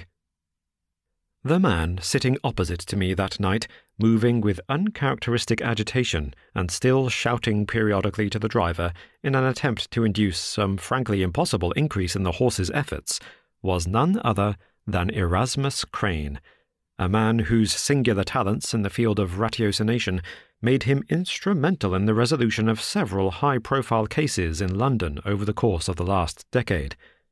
Why he might now be in France, and in Paris, of all places, I had not the slightest notion. I had first made Crane's acquaintance 10 years ago, when we had been brought together by our common pursuit of the same rare volume, and, finding our habits and interests to be well suited, had lived together for a period. Since then, I had not only moved to Paris, leaving my friend in London, but also borne witness to several demonstrations of the man's singular genius. Though we had spoken with much less frequency in recent years owing to the distance, he was a man that I considered to be both a mentor and a friend. Now, here he was, conducting his business not in his favoured London, but in my own beautiful Paris. For his part, Crane had been somewhat disappointed when I had expressed my wish to join the constabulary, a collection of individuals whom he regarded to be both ignorant and inept in equal measure. I, however, had been undeterred by his reproaches, and had satisfied myself with the knowledge that, in such a role, I held the authority to officially apprehend those wrongdoers that Crane was so artfully able to identify. Clearly it was this honour of my office which made me valuable to him at that moment. Indeed, were his methods not so unconventional and ill-suited for the constraints of a formal obligation, Crane might have fit perfectly into the organisation. This, however, was an insurmountable hurdle, as Crane was as confident in his methodology as he was stubbornly recalcitrant. Arriving at the address, I was surprised to see Crane spring from the cab, and, with a vigour and agility seldom seen in a man of his advanced years, bound up the steps and begin to rap heavily upon the casement with the same thudding determination he had used on the door of my own quarters. Whilst I paid the cabby a small sum and bade him to wait for our return, I noticed a light come on inside the house, and hurried to join my associate on the top step, ready to pounce upon whatever fiend he had identified. Imagine my surprise and consternation when the heavy door was drawn back to reveal a tiny old woman, still half asleep, and muttering curses and epithets even as she opened the door. Erasmus Crane, who had clearly not come to this address in search of this old lady, enquired after the whereabouts of another individual, a man named Arthur Lodin. The woman, who turned out to be the concierge for the collection of apartments, revealed that the curious Mr. Lodin had not been back to his apartment that evening, and that she had no idea where he might have got to. Crane cursed aloud, spitting the words in a violent paroxysm of frustration and annoyance. He apologized for his outburst, bowed as he bade the concierge good evening, and, turning on his heel, proceeded back to the cab, leaving me to further apologize to the woman for having woken her and to trail impotently behind. Climbing into the carriage, I found Crane already hunched over on his side of the bench. His head was down, shaking gently from side to side. Though his face was almost entirely obscured by shadow and the bowler hat he perennially wore, his temperament in that moment was nevertheless abundantly clear. Observing the vice-like grip he maintained upon the head of his cane, the way that his hands, wrapped like talons, squeezed with such force that the cord-like sinews protruded, and the flesh around the knuckles stretched and pressed to a brilliant whiteness, it was clear that he was either wrestling with some conundrum that required the deepest and most physically demanding levels of concentration, or he was barely containing a frustration that threatened at any moment to erupt into an explosion of concentrated rage. I was to find out later that it was, in fact, both. Without disturbing him from this curled chrysalis of emotion, nor inquiring after his intended destination, I instructed the cabby to return to my own chambers, reasoning that Crane would be happy to camp there for the evening, and would perhaps be willing to offer something by way of an explanation. On the way there, Crane never raised his head once. The only words he said were hissed out with such vitriol, such a pointed, venomous sharpness, that it seemed the words themselves might have been dipped in poison, like the arrow tip of a tribesman's dart. "The damned fools," he muttered. "We're too late. Already too late." For my part, I said nothing, and instead simply sat back, watching from the window as a pale blush of watery pink coloured the Parisian dawn. I knew better than to press Crane. Inviting him into my home, I directed him towards the study, and, once seated, allowed him the time he needed in silence to remain in the meditative state of private contemplation into which he was immersed. It was curious to observe him like this. Like an insect or tortoise retreating into its shell, he seemed to have turned almost entirely inward. Even as he had ascended the stairs, I could see that this internal wrestling had a clear physical manifestation, and that he seemed even to walk with difficulty, as if the steps interrupted this process of coiling and curling himself around his thoughts, nestling the few kindling embers of an idea and shielding them from any outside interference until he succeeded in making them ignite. In the meantime, I busied myself with the lighting of an actual fire, and Crane offered his sole acknowledgment in the form of an appreciative nod when the flames finally began to catch and shadows danced upon the wall. An hour later, I looked across to see that this same fire had provided some comfort and gone some way to thaw the icy glaciers and pitted fissures of Crane's furrowed brow. His demeanour also seemed to have warmed sufficiently that he was able, after a short interval, to explain his frustrations and the nature of his strange errand. "I believe," he began, apropos of nothing at all, "that a few days ago you and your colleagues took the first clumsy steps upon a road I have been travelling along for quite some time." He removed his hat for the first time and ran his fingers wearily through slicked back strands of silvery hair. "You stumbled upon a cadaver which had been unceremoniously stripped of its teeth. Is that not correct?" I sat up in my chair and leaned towards him, nodding to confirm his assertion, whilst also wondering how it was possible that he had come by this information in the first place. "Before you make the obvious enquiry, no, I have not had access to any of your internal documentation, nor do I have any moles or spies within the organization willing to provide me with information about ongoing enquiries, save for yourself, of course." I raised a smile here, though I confess I was still suspicious that Crane might have an informant within our ranks. "In truth," he went on, "had not you and your colleagues arrived with shovel and pickaxe when you did, had you, for example, delayed for another hour, you may well have found an even greater mystery in the form of an empty grave." I regarded him closely, trying to follow his slowly uncoiling line of thinking. "I believe that our friendship provides me sufficient largesse to be honest and admit to you that had you not arrived at that moment, I would have beaten you to the task. I had planned, not 1 hour after you removed the body, to conduct my own investigations by exhuming old Mousson with the intention of examining his jaw. As it would happen, the focused precision of my plans were disrupted by the ramshackle stumbling of your own." Crane was, of course, correct that we had in no way intended to stumble upon the dental mutilation, but rather that we had been conducting official business, and I was somewhat alarmed to hear that my friend would have gone forward with his plan to execute an unsanctioned exhumation solely for the purposes of uncovering such a crime. "I am quite sure we did not mean to step on any toes or impede your progress, Crane, but you must admit that the business of the constabulary takes precedent over your own private inquiries, and that the investigation of a possible murder supersedes any case of post-mortem desecration," I replied, not a little defensively. Even before I had finished, however, Crane was already shaking his head. "And would you not agree, dear friend, that the prevention of an actual murder supersedes the investigation of an imagined one?" Here, for the first time, Crane showed some glimpse of the wit and good humour to which I had become accustomed, and even allowed the faintest shadow of a smile to play upon his lips. "I am assuming that the inquiries around the supposed poisoning of Monsieur Mousson bore little in the way of actual fruit, and that, though the disinherited daughter continues to scream, no evidence to confirm her suspicions has been found?" On this point, Crane had me, and I was forced to concede that he was correct in his assertion. There was no evidence of poisoning.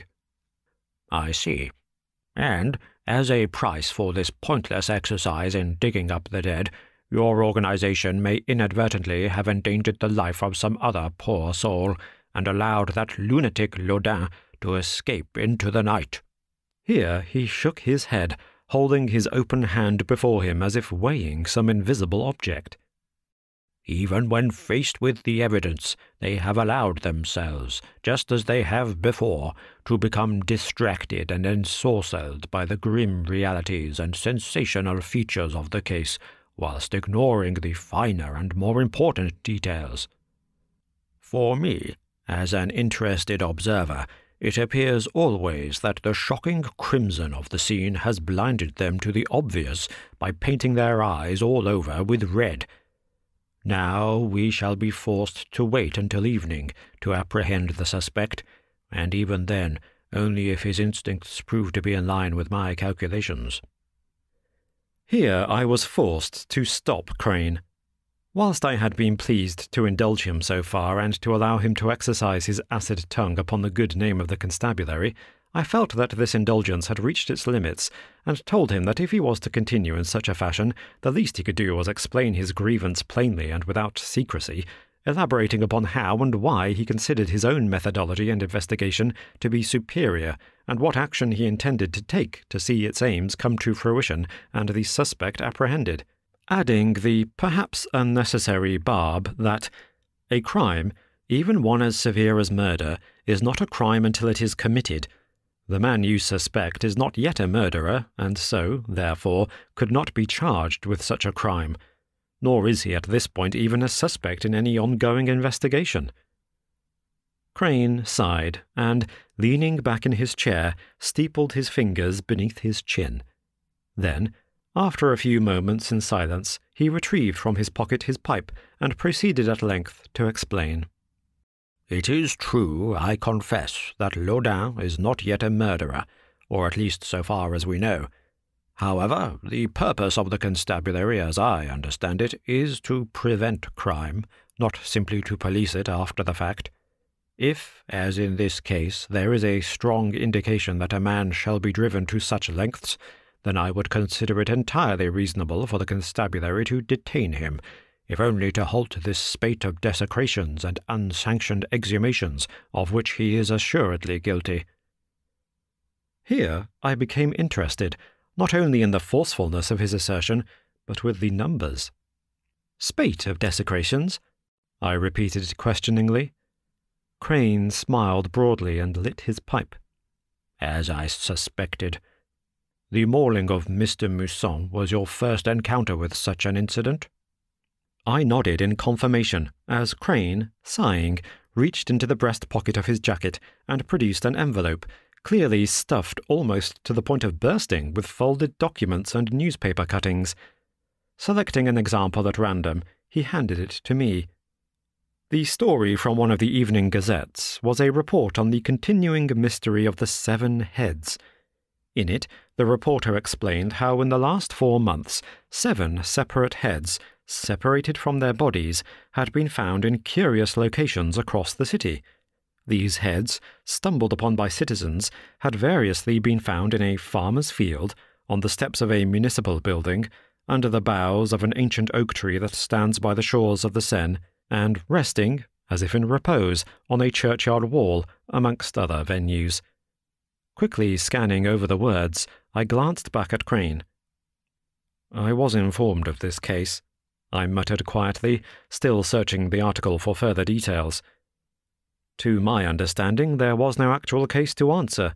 The owners of the heads were identified as recent victims of the guillotine. That much was clear from the nature of the separation. The explanation I was given was that the heads, along with the bodies, were not buried to an adequate depth, and that dogs, looking for a meal, had dug them up and carried them to other parts of the city. This would account for why the discoveries were made within such a small radius. In all likelihood, a single dog or a pair established a habit of digging up these remnants and were attempting to store their prizes for later consumption. It's gruesome, but... "But," Crane interrupted, "your account omits a crucial detail. Once again, the constabulary, blinded by the macrocosm, has missed the unifying detail. In every case, the heads that were discovered were missing the teeth." I sighed heavily, realizing in that instant that this unifying detail, which had clearly been overlooked, was in and of itself a great and undeniably clumsy oversight. "In every case, the teeth had been removed post-mortem using a pair of pliers." Here, Crane produced a number of plate daguerreotypes. How he had obtained access to these photographs, or had been granted an opportunity to photograph the severed heads himself, was a mystery, but the grisly images did indeed confirm his assertions. In each case, the lower jaw was dislocated, whilst the entire area around the mouth was rendered a mangled nest of tattered flesh and ragged, open wounds. The flesh of the face was pitted, the skin imploding inwards as holes and cavities in the jawbone were created, and cratered depressions around the philtrum caused by cracks and splits in the bone allowed the skin, taut with rigour, to slacken and slide into the spaces. "My curiosity was initially aroused by the appearance of the heads themselves when the number rested at 4, but when I observed this common unifying element, the artless extraction of teeth, I suspected immediately that something deeper and far more sinister was afoot. This action, this performative ritual of removing teeth, clearly undertaken by someone with little experience of pulling them from living patients, is a compulsion, a driving urge that this individual clearly needs to satisfy.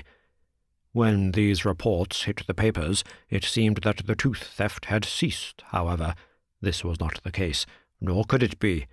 This individual, now in the thrall of his compulsion, like so many ensnared by the writhing curlicues that rise from the opium pipe, to seek out his thrill at any cost. He is an addict, and will not stop. Having had one source of satisfaction denied to him, our man was always going to find another. It was then simply a matter of determining where he would find it. Having examined closely the photographs of the first 5 heads, I was, through my own private channels, afforded the opportunity to examine the 6th and 7th at close quarters. What I found when examining the heads was a means of identifying the culprit. Crane laid the photographs upon the small side table, and invited me to again look at them as he explained his reasoning. The key to unlocking the identity of the midnight dentist lies not in what was taken, but in what remains. In the early cases, the teeth, though extracted, were not always fully removed. With such amateurish technique being applied, the crown would at times shatter or break during the removal, meaning that fragments remained embedded in the jaw. Slivers or even entire sections of the root or pieces of enamel were left behind. In every case, these fragments, descending pendulously like stalactites, were on the right-hand side of the tooth structure. Similarly, when one observes the lacerations to the lips caused by the violent force with which the teeth were extracted, we see a recurring pattern. Often the lips are split and torn, but always, in every case, in a curved crescent pattern that moves counterclockwise and shows signs of more pressure at the start of the incision and less at the end. What this clearly demonstrates is that the motion used to extract the teeth was done in an awkward, overreaching fashion, a twist counterclockwise that can only mean that the culprit was left-handed. "Here," Crane said, signaling me to stand and passing me one of the photographs. "Hold your hand as if clasping a knife or a pair of pliers. Try to twist it, and follow the pattern of this laceration whilst holding the instrument in your right hand." I did as he asked, miming the action and attempting to trace the same crescent curve. The action was possible, but difficult and uncomfortable. It was not an action that I would undertake were I attempting to gain the massive amounts of leverage necessary for the removal of a tooth. Crane, seeing that I had come to agree with him, nodded triumphantly. "Now," he said, whilst raising his middle finger, "whilst the incisions and the remnants of teeth show the culprit to have been left-handed, there are other telling details that help us to narrow our search still further. Here," he said, pointing at a marking high on the side of the head. The mark was black, and looked to me like an ink stain. "This is bruising, caused not by any impact, but by the blood still within the tissue pooling in a particular area. From the location of this bruise and the fact that a matching bruise can be found on the other examples, we can see that the head was, for some considerable time, stored upside down, and that the blood, drawn by gravity and robbed of the oxygen provided by our living, breathing lungs, which gives it its livid crimson colouring, pooled in one spot and blackened the skin. The specific location of the marking, high on the forehead and temple on one side, shows that when the head was stored upside down, it was also held at a slight angle, tilted to one side. If we assume that the period during which the head was held in this manner was during conveyance between locations, carried perhaps in some satchel or bag, we can also deduce that whomever carried it is in possession of an awkward, tilting gait that leans heavily onto one leg, favouring one side over the other to the extent that the bag, slung over a shoulder, would also slightly lean to one side, causing the latent liquid within the severed head to pool in the same place on each occasion. From this, I reasoned that not only were we looking for a man, I assumed a man owing to the brute strength necessary to extract the teeth, who was not only left-handed, but who had reason to favour one side of his body over the other. Now, whilst these details provided me with clues of the culprit, they did not, as I desired, reveal his location. For this, it was necessary to fancy oneself within the mind of such a deranged individual, to see, as it were, through his eyes. Where, I asked myself, now that the leavings of the guillotine would be closely guarded, could someone readily come by the vestiges of the departed? Where could one have access to both the bodies and the time necessary to perform these actions? Over the next 3 nights, I visited every churchyard within the circumference of the area in which the heads were discovered. For a moment I feared that Crane had already taken the step of exhuming bodies and was on the very cusp of admonishing him for such an action, when, anticipating my question, he raised an open palm to reassure and stop me. I did not, at this stage at least, have any reason to disturb those who had gone to their rest. It was not the state of the dead that interested me, but rather the actions of the living and the tools with which they undertook those actions. With the aid of a skeleton key, I was able to intrude upon the storerooms of each churchyard and make a thorough examination of the tool sheds. In each case I examined the shovels and picks used by the men charged with digging the graves. In only one, the very churchyard from which you plucked old Mousson, did I find a shovel upon the handle of which there was erosion primarily on the bottom right of the shaft, suggestive that the firmest grip was taken by someone left-handed. This same shovel also showed considerably more wear than any of the others on one side of the blade, as if, for some reason, there was a greater amount of weight applied to this particular wing of the blade than any other. I had my suspicions as to why this might be, but I required confirmation. It has never been my habit to lurk in the churchyards or creep between the walls of crypts, but on this occasion I deemed it necessary to do exactly that. Taking up a position with the widest possible view, I decided to wait until dawn. As soon as the sun began to paint the sky, affording me enough light to make a proper investigation, I stole across the length of the churchyard, seeking out the newest and most recently dug graves. Through careful examination of the soil around these plots, I was able to confirm my suspicions. In every case, the footprints that were to be found in the disturbed soil were matched by a smooth, concave indentation within a 2-foot measure of the boot print. These small craters in the ground surrounded the graveside, suggesting that whoever had made them had not simply remained on one side of the grave, as mourners are wont to do, but had completed an entire circuit of the plot, presumably whilst filling in the grave. Not only that, but they had done so only on one leg, the rounded indents in the dirt having clearly been caused by the smooth, blunted end of a wooden leg fashioned to a rounded point rather than to resemble a foot. This quirk of the anatomy in a gravedigger would also account for the markings and extra deterioration of his spade, not to mention the leaning gait that would have created the pooling in the severed heads. Seeing those craters scarring the face of the soil, I knew at once that I had my man.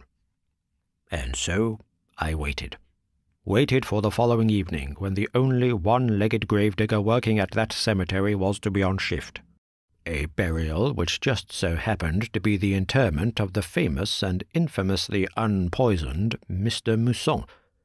In order to confirm beyond any doubt that this individual, whom I learnt from locals in the area was named Laudin, was the perpetrator of these crimes, it was necessary for me to observe the entire process. I knew at what hour the burial was scheduled, and that it would most likely be that very evening, before the grave was filled, that Laudin would complete his gruesome undertaking, something which, regrettably, I would be forced to allow to happen if I was to confirm beyond doubt that this was our man. And so I waited. I retired to a nearby café with the intention of returning in the late evening, when, with the help of 2 hired hands, I would disturb the lately laden soil and prove my theory. Of course, what I had not suspected was that my own designs would be preempted, and that you and your entire sad carnival would parade into the scene and disturb my well-laid plans. Now, Laudin knows. He knows he will be suspected and will likely abandon his workplace, which means also abandoning his supply and source for his prized possessions. However, cutting off this supply will not stop him. He needs to act. He has to act. He needs to take the teeth, and, sadly, as surely as night follows day, if he cannot attain them from the dead, he will move on to the living, advancing as naturally as does a caterpillar to a butterfly, from acts of desecration to acts of murder. We can only hope that before he is able to complete this action, my assumptions about the man's behavior and habits ring true. We have one more chance, but we must, with focused agreement and unity of intention, act as one tonight. What else could I do but nod to confirm my agreement? As evening approached and we settled at the agreed meeting point, Crane elaborated upon his thinking. When waiting for Laudin to begin his work digging the grave for Mousson, I observed that he arrived 3 hours early for his allotted shift, not through any desire for speed, but because the assigned task simply took him longer. At this point, he has not developed the physical strength necessary to offset his disadvantages. This is a crucial observation. As he spoke, Crane looked past me, onto the street, the spaces between the trees, catching and watching every movement, hoping to catch a glimpse of the villain on his approach. Lodan's affliction means that he lacks both the speed and strength to tackle a fully grown man. We can see from the way that he struggled with the dig that he does not possess the physical attributes necessary for this task, and also that he is aware of this. It is therefore far more likely that any attack he might make upon a living person will be upon a woman, and moreover on a woman who is frail, or in some way diminished physically. Those in thrall of addiction, those driven by compulsion to act, will always take the easiest route to satisfying their hunger. They are impulsive, they are opportunists, and they value expediency above all else. This is their greatest weakness, because it makes them predictable. As always, Crane was proven correct. Around 10 p.m. on that very evening, the constabulary, with assistance from an interested member of the public, were able to apprehend the grave robber Arthur Lodin, although by that point we were also confident of charging him with attempted murder. Lodin, in a sequence of events predicted and anticipated in almost every detail by Crane, returned, in the face of all good sense, to his apartments, where he was caught in the very act of attempting to attack the concierge, an elderly woman, frail and somewhat diminished physically, with the very spade that had enabled Crane to identify him in the first place.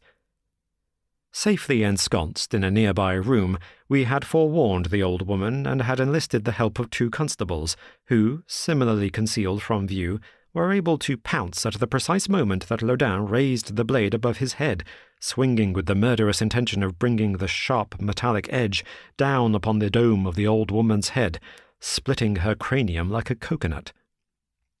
By midnight, we had not only charged Lodin and stowed him safely into a stone-walled cell, but had received his full confession, detailing how he had extracted the teeth, what he had planned for the old woman, and with the acute vagueness shared by all madmen, some partial account of why he had performed these grisly mutilations in the first place. Whilst it might have been expected that, with the suspect in custody and the matter for all intents and purposes closed, Crane and I could have considered ourselves triumphant and have celebrated a job well done.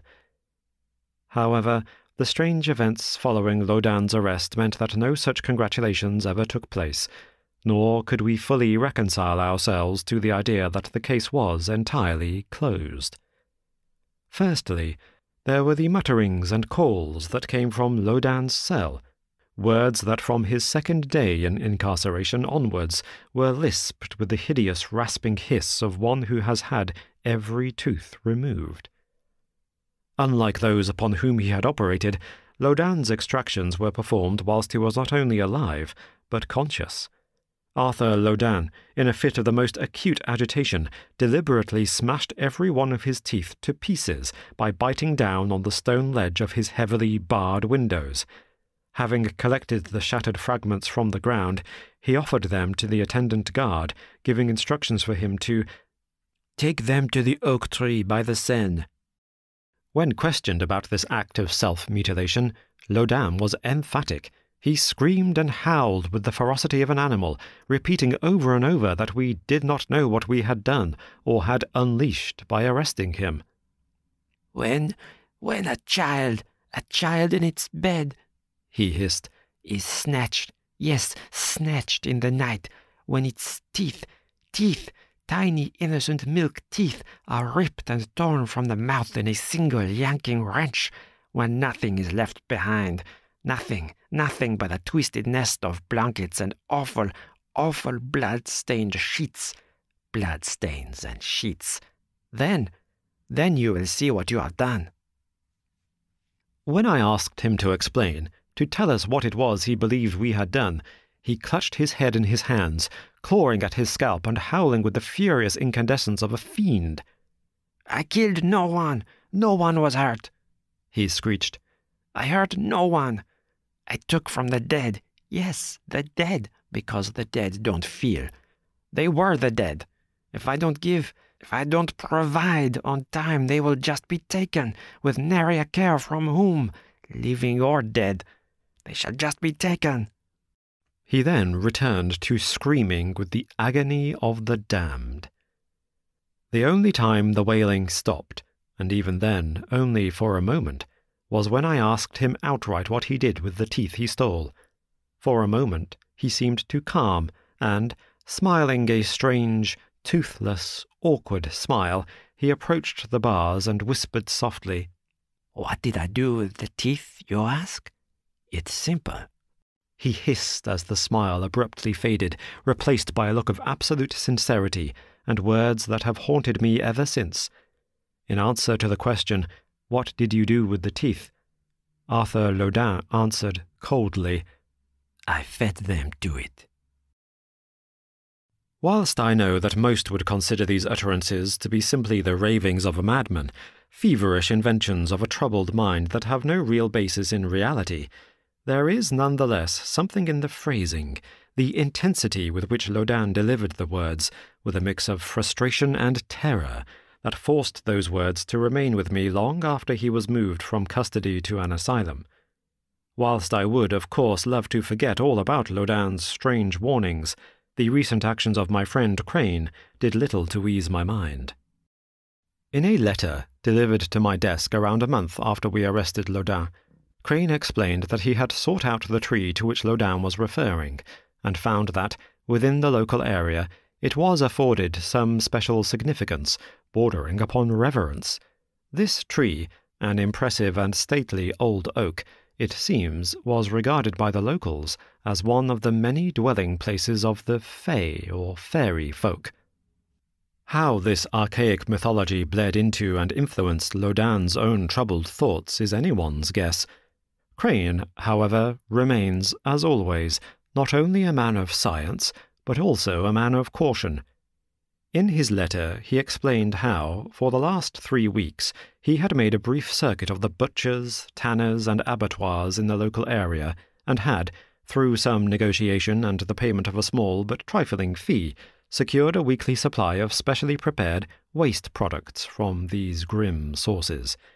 He went on to explain that every Sunday since, he has arranged for a young boy to make the trip out to that fabled oak with the intention of depositing a small pile of these waste products before it. These teeth, canines, molars, and the oversized incisors taken from the skulls of cows, horses, and pigs he places carefully atop the surface of a tiny wooden door that Crane had uncovered between the roots of the tree. A door which, he assures me, remains locked from the inside. Blood in the milk. At first I thought they were saying mother. That in the strange, delirious state in which I found them, these pale-skinned infants, saucer-eyed and short of breath, were calling with that most natural of instincts for their first and most trusted protector. Mother, they called, time and again, staring blankly into the middle distance. Mother, mother, mother. It was only as time went on that I slowly began to realize that the word they had repeated was not mother at all. The children were saying monster. Sadly, in these streets, and for these children in particular, it is the latter rather than the former that is far more likely to be present. It was this same species of garbled vocal distortion, words mispronounced by youthful mouths, hissing their lisps through missing teeth, with tongues as yet untrained, that blunted the word beautiful into the rounder, more ambiguous bloofer, and so gave birth to the name bloofer lady, a term then picked up and applied in the reports we have read in the Westminster Gazette.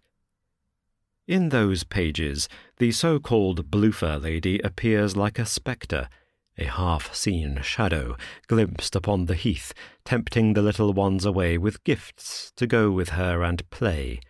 In reality, and here I speak from experience, that thing is far from a spectre, and the gift that she gives is a terrible one indeed. My work in this borough over the past 5 years, providing aid to and campaigning on behalf of the innocent and exploited in our capital, has brought me face to face with many hideous things. In my humble attempts to speak for the voiceless, I have often found the words strangled from my throat by the sheer enormity of the horror that they face, and, whilst none have chilled me quite so deeply as the beasts I have lately encountered, my experiences during that time have taught me to recognize the devil when I see him. I have, for example, seen a child of no more than 6 years old leading her younger siblings to suckle at the teats of a bloated sow kept behind fences of a backstreet hovel in order that they might find in its milk some form of nourishment. I have seen girls not yet thrice that age who would take small pouches of blood from the same animal with them to their evening's work, employing it in such a way that they might, by some sleight of a blood-stained hand, convince their hateful patron that he was the very first to purchase their affections. Whilst my organization, through careful reporting, diligent campaigning, and philanthropy, has helped and protected a great number of the poorest children, who would otherwise have been sacrificed to the ravenous jaws of this city, our charitable work can only do so much. So it was, then, when I first met such children and heard tales of this Bloofer lady during my nightly rounds, that I instantly became suspicious. Though they spoke of a magnificent woman, blessed with a pale and radiant beauty, there was also something in the way that their faces contorted, in the way the orphans clawed their hands when imitating her, that spoke to me of a lurking malevolence, waiting, hungrily, just below the surface. Anya, of course, always so intuitive, felt it too. Not that beautiful women with wondrous offerings are rare in these parts. I have, in my time, seen many women dressed in a deception of fine and fancy clothes, who would tempt these children, alone in the world, with promises of treats and affection. I have watched in helpless horror as those children were led like the Pied Piper's innocent charges by fair-scented promises of love and food into lives of servitude and hardship, to be sold by smiling parasites. I have seen, in short, monsters dressed as mothers, who rather than feeding the children would instead feed off them. It was for this reason, as I say, that mention of the so-called Bloofer lady instantly made me wary.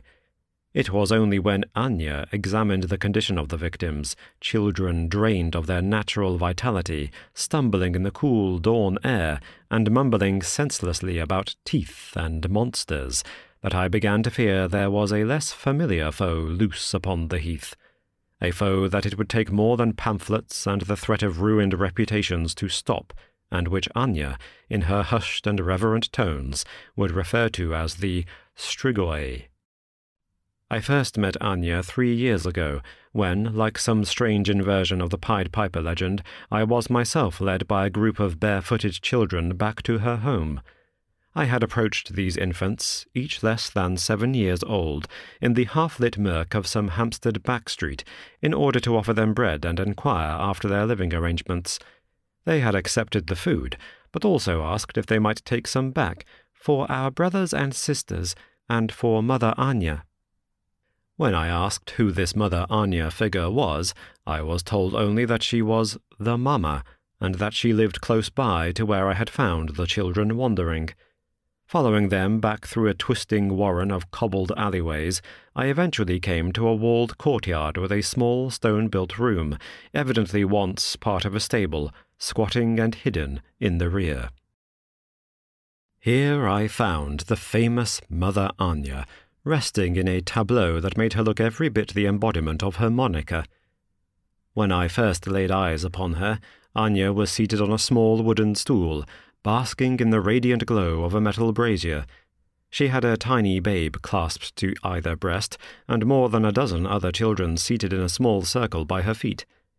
From the mountains of rugs and tattered blankets piled against the walls, alongside the various fruit crates hammered together to make rudimentary cots, it was clear that the children were staying here, and that Mother Anya had risen to the challenge of taking care of them.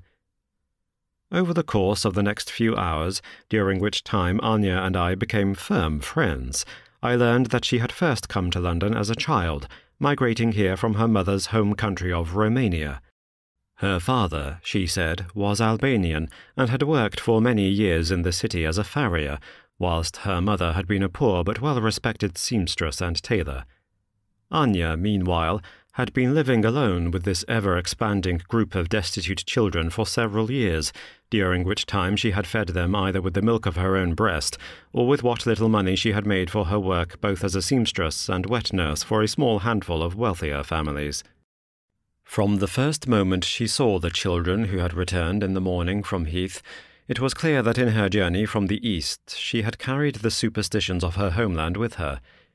We had been sitting with a number of the other children by the fire and had just finished serving portions of a thin porridge to the dozen or so hungry mouths that occupied the space, when the two tots, repeating that word which I mistook for mother, suddenly materialized like apparitions in the doorway.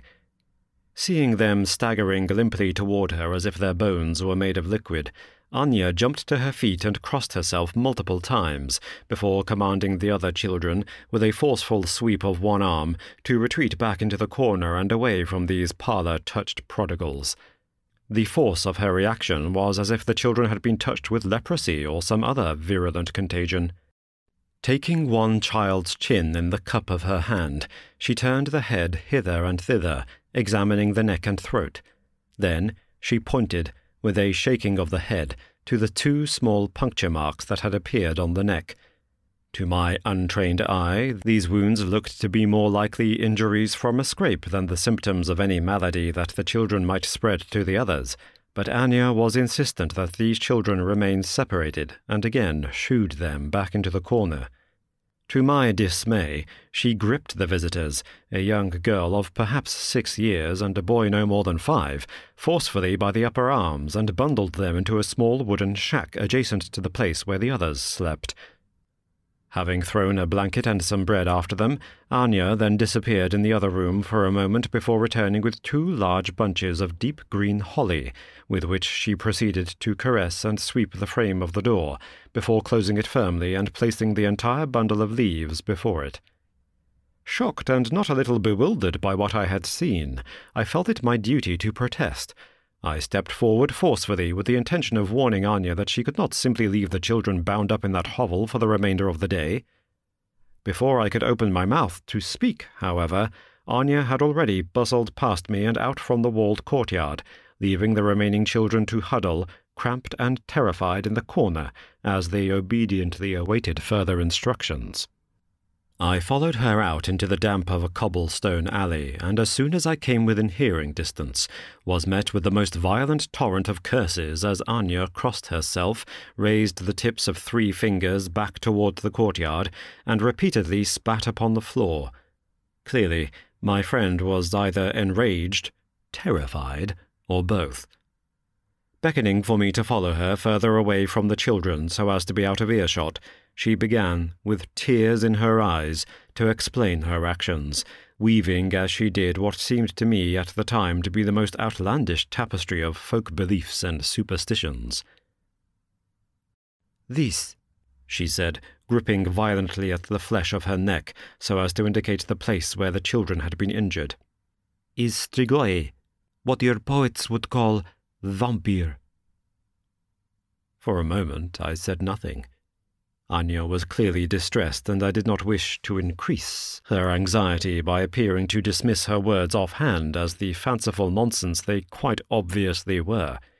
But it seems that something in my face must have betrayed my thoughts, for, in spite of my silence, my friend could sense my skepticism almost immediately. I saw her recoil, shaking her head as her lip rose up in a curl of disgust, as if my disbelief were a personal betrayal, and had upon arrival brought with it some noxious and repellent odour she did not wish to be around. Stepping again toward me, she brought her mouth close to my ear and spoke in an accented whisper that broiled and curdled with anger, so that, in effect, it more closely resembled a growl. "In your country, you think you are safe. You believe that you can pave over the shadows and chase away the dark things with the glow from your gaslights. You are wrong." As she spoke, she gesticulated wildly, pointing angrily with the flat of her hand to imagined props and locations as if they were positioned around her. "You convince yourselves that evil is something that happens far away, in remote wilds and to barbarous peoples, as if death would never dare to call upon a gentleman. You think of my words as stupid, my beliefs as quaint superstitions, yet in reality it is you." Here she jabbed accusingly toward my chest with one outstretched finger. "It is you and your countrymen who have created the biggest myth, a fantasy world in which to live, where you can convince yourselves that you are invulnerable, that your modernity and progress will save you from the teeth in the night. They will not." Again she gripped at her neck, her fingers folding around her throat and blackened fingernails digging into the flesh so firmly that the skin began to redden. "Evil, my friend, is like a weed. It may be cut back and shielded from view, but still it persists, lingering in the shadows, biding its time. Eventually, even in your greatest of cities, it will find a way, sneaking through the cracks to slowly re-emerge." Stepping away, she turned her back to me and took a long, labored breath. When next she spoke, her voice, though it remained low, was gentler and less sharpened with anger. "You are a good woman, my friend. You have shown me and my children much kindness over the years. And so, I hope, in spite of your ignorance, that you will agree to help us now, when we are truly most in need." I told her without a moment's hesitation that I would offer any help I could, and, with a nod, she turned back to face me, her own face now wet with tears.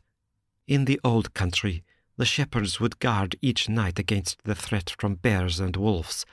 Both are dangerous, but for me, the wolves were always worse. For whilst a bear will kill its prey outright and devour it immediately, the wolf, like man, is blessed with foresight. Often, when a lone wolf would take a goat or a lamb, you would hear it, still bleating and screeching out from the forest more than a day later. The wolf thinks of tomorrow. On the first night, it would devour the hind parts whilst the living animal screamed, but it would not finish the meal. Instead, it would leave some portion, saving and preserving it, for another day. In the same way that a dog might bury a bone, like a piece of treasure, to be retrieved at a later date, so a wolf would drag the tattered remnants of a still living animal to some private corner among the pines, to be stashed away for later. I remember often standing by the door of our house at dusk, watching as the light faded and the outlines of individual trees began to bleed together into a single shrouding mass. I would stand there in the pristine chill of the winter's night and listen, not to the call of wolves, but to the anguished cries of half-eaten prey. In this same way, I am told, the famed vampire bats of South America do not kill their prey outright, but rather return to the same blighted animal night after night to suck the lifeblood from them. The same is true of strigoi. Those children, those very children who this morning came to my door, those who stare with glass for eyes, with tear marks at their throats, they are the half-eaten prey that screams from the forest. They have been a meal and shall be again. That which feeds upon them is far from sated, and it will return for its food. With holy green I have sealed them inside. They cannot cross the threshold whilst the leaves remain, but come nightfall, we have a duty, not only to release them, but follow them to their tormentor, this woman, this creature, Strigoi, vampire, this bloofer lady. Anya hesitated. Pressing her lips tightly together, she crossed herself and nodded determinedly before continuing. She must be stopped. She will be stopped. In Christ's name and for all our sakes. As I struggled to form a response, Anya stepped around me and back towards the children. "At dusk," she said firmly. "At dusk I will meet you here." With that, she walked back to the stone-built room as from the wooden shack beside it there came only the deliberate guarded silence of things that lie in wait. I can honestly say that when I made my way to meet Anya that evening, I had little idea of what I would find when I got there. The one thing I did not expect, however, was to find Anya in a state of absolute panic, bolting past me out into the alleyway whilst bawling at me to run with her. In the intervening hours since I had left her, I had come no closer to accepting the truth of her strange tales, but I was at least willing to humour her if that helped her to find peace of mind, and for the children to get the attention they deserved. Now, as she screeched like some enraged harpy, tugging furiously at my arms and urging me away from where the children were gathered, I again felt it my duty to protest. "We cannot just leave them here," I insisted, remaining rooted to the spot despite her insistence that we sprint in the opposite direction. Anya paused and, rather than looking at me, slowly surveyed her surroundings. She took in the stone walls, the rain-soaked cobbles, and the ashy slate-grey of the quickly darkening sky. Then, as if satisfied, she nodded. "They are safe," she said finally. "The dangers here they know. We fight the ones they don't." With that, she again began to move hurriedly up the passage and away from me. What could I do but follow? By the time we reached the heath, the sun, which despite it being mid-September had remained veiled behind the clouds for much of the day, had departed altogether, and what little light it had stingily afforded was finally extinguished. At the foot of an area known locally as Shooter's Hill, Anya tugged at my arm and pulled me almost bodily to huddle behind a thicket. There she informed me that the 2 children injured the previous evening had been released prematurely from their makeshift holding cell by a well-meaning older boy who had swept the holly aside. Now, she said we were in pursuit of the children and the thing toward which they were running. Shaking my head, I had in mind to try once again. To try, though it might be in vain, to persuade Anya that the best way she could help the children was to return to where they were now staying, no doubt hungry and not a little frightened at having been abandoned. Before I could say even a word, however, my attention was caught by the suggestion of some movement, glimpsed just for a second from the corner of my eye. By this point Anya, like the heath around her, had fallen silent. The last of the birds had taken their roosts, and the empty stretch of heath had fallen into a glassy, aching stillness. No walkers out for an evening stroll moved upon the turf, no children kicked and disturbed the grass. Yet there was something, a swift, darting flash of white, like the flap of a sail or the tip of some flag, glimpsed for just an instant. Anya had seen it too. I stared again at the open expanse of heath, to the space where I believed I had seen the shape, and saw only the empty fields stretching out beneath a blackened sky. Cautiously, I began to rise from my squatted position behind the thicket with the intention of gaining a better look, but Anya, with a yanking wrench, pulled me down and pointed fixedly into the distance. At that moment, I believed that what I saw was a woman. That the shape before me, a shape which I would swear had not been there but a moment ago, was that of a young girl. Now, of course, I was far from sure, for whilst at first glance the strange figure appeared to be an attractive and shapely young female, made up in garments of an almost incandescent white, there was, even then, even in the very sweetness of that vision, something more sinister lurking below. It is difficult to explain the conflict in this feeling, for whilst the vision was undeniably beautiful, almost, you might say, alluring, there remained within it some tiny sense of an invisible stain, of corruption and rot. It were as if, whilst sifting through layers of the purest white snow, one were to suddenly uncover, below its quilt, the long-concealed carcass of an animal, the rank putridity of its decaying meat, studded with the plump but frozen bodies of maggots, iced into solidity even as they chewed. The face, too, was a subterfuge. Like the painted face of a china doll, it held upon the skin just enough hint and blush of subtle hues to suggest some vitality in the cheeks, and yet beneath there was the cold porcelain rigidity of flesh hardened by rigor to the solidity of bone. This was no living person, but neither was it a ghost. It was, to quote those who had been touched by its icy hands, a monster. Had that been all, the only thing I had seen that night, then it would have undoubtedly have been enough for me to swear off ever returning to the heath after dark. As it was, my suspicions were to be further confirmed and the truth of Anya's words proven in graphic detail. Suddenly, as if from nowhere, the two children who had stumbled to Anya's door that morning stepped out from behind a tangle of bushes with a renewed energy and all the playful innocence of youth. Seeing the thing in white, they moved with outstretched arms towards it, as if returning to their long-lost mother, begging to feel the warmth and comfort of her loving embrace. The thing in white, meanwhile, cooed and doted. "Come to me, my little ones," it hissed in a voice that seemed to writhe and slither out from the throat without even the slightest breath behind it. "Come to play with Lucy. I can be mother now, my sweet ones. I can be mother forever. Would you like that? Come to me, my darlings. Let Mummy give you kisses." I watched on, frozen to the spot, as an expression that I can only describe as looking like a bad painting of a smile contorted the lips. It was not a benevolent smile, and, for a moment, it seemed that the little girl recognized this.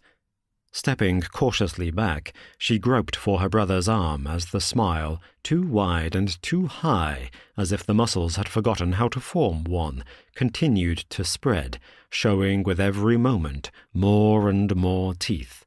Teeth which, as the smile grew, seemed to jut forward and protrude. At first I thought this an illusion, perhaps an effect caused by the lack of light, but it was not. For as the lips continued to peel back, rising over the gums the way an aggressive dog's might before it bites, I watched in horror as the thing's face, that pretty visage that may once have rivaled the child's for its glow of innocence, began to stretch and warp. As the thing hunched down towards the children, still whispering its hideous syllables, the bones of the jaw popped and cracked. As the thing's hand fastened onto the boy and the girl began at once to scream, the skin of the forehead, like wax melting before a flame, slid like a thick liquid down the face. "Let me give you kisses," it said again as the nose and upper jaw pushed and sprouted forward to form something more akin to a muzzle or snout, the jaws opening wide to allow this hideous maw, now filled with teeth-like daggers, to descend upon the boy, as the girl, now also clamped within the thing's terrible grip, was held in place, for later. All at once there was another flash, this time of colour and fabric, as Anya rose to her feet and bounded toward the trio. I am ashamed to admit that, in my terror, I actually reached forward in an attempt to stop her, to obstruct her and persuade her not to go forward and challenge this thing that was more beast than man. But challenge it she did. As she raced boldly toward them, I could only watch as the thing, now curled into a hideous crouch, like an animal shielding its catch, raised its head to look at her, revealing as it did eyes that glowed as red as polished rubies. Without a moment's hesitation, Anya pulled from her skirt a small flagon, such as spirits are served in, and, pulling out the cork with her teeth, threw the entire contents so that they splashed with a ferocious hiss onto the head and upper back of the thing. The sound the vampire made, for why should I any longer deny what that creature truly was, will stay with me until my dying day. With an awful, mewling howl, the thing released the children, shrinking back in the way one sees a slug shrivel and dissolve when touched with salt. Falling to all fours in a way that no longer looked like hands and knees, but as if it had been four-legged all along, the creature retreated toward the tree line, and in less than a second had vanished. Without saying a word, Anya gripped the two children by the wrists and hurriedly began to climb down the hill and back toward her home. Once she had returned to her room and seen to relighting the fire, Anya nursed several of the infants and fed the older ones with bread and cow's milk. For a long time, neither of us spoke about what we had seen upon the heath or about what Anya had done.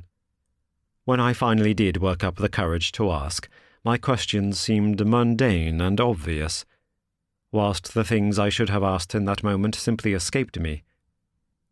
When I asked what she had thrown at the creature, she simply gave a list of plants, herbs, and berries, telling me that she had previously boiled them in holy water to make an elixir. "This will not kill the beast unless it eats it, but it will deter it, for now." Amongst the botanicals listed, I remember only that she mentioned juniper, holly, garlic, monkshood, and nightshade.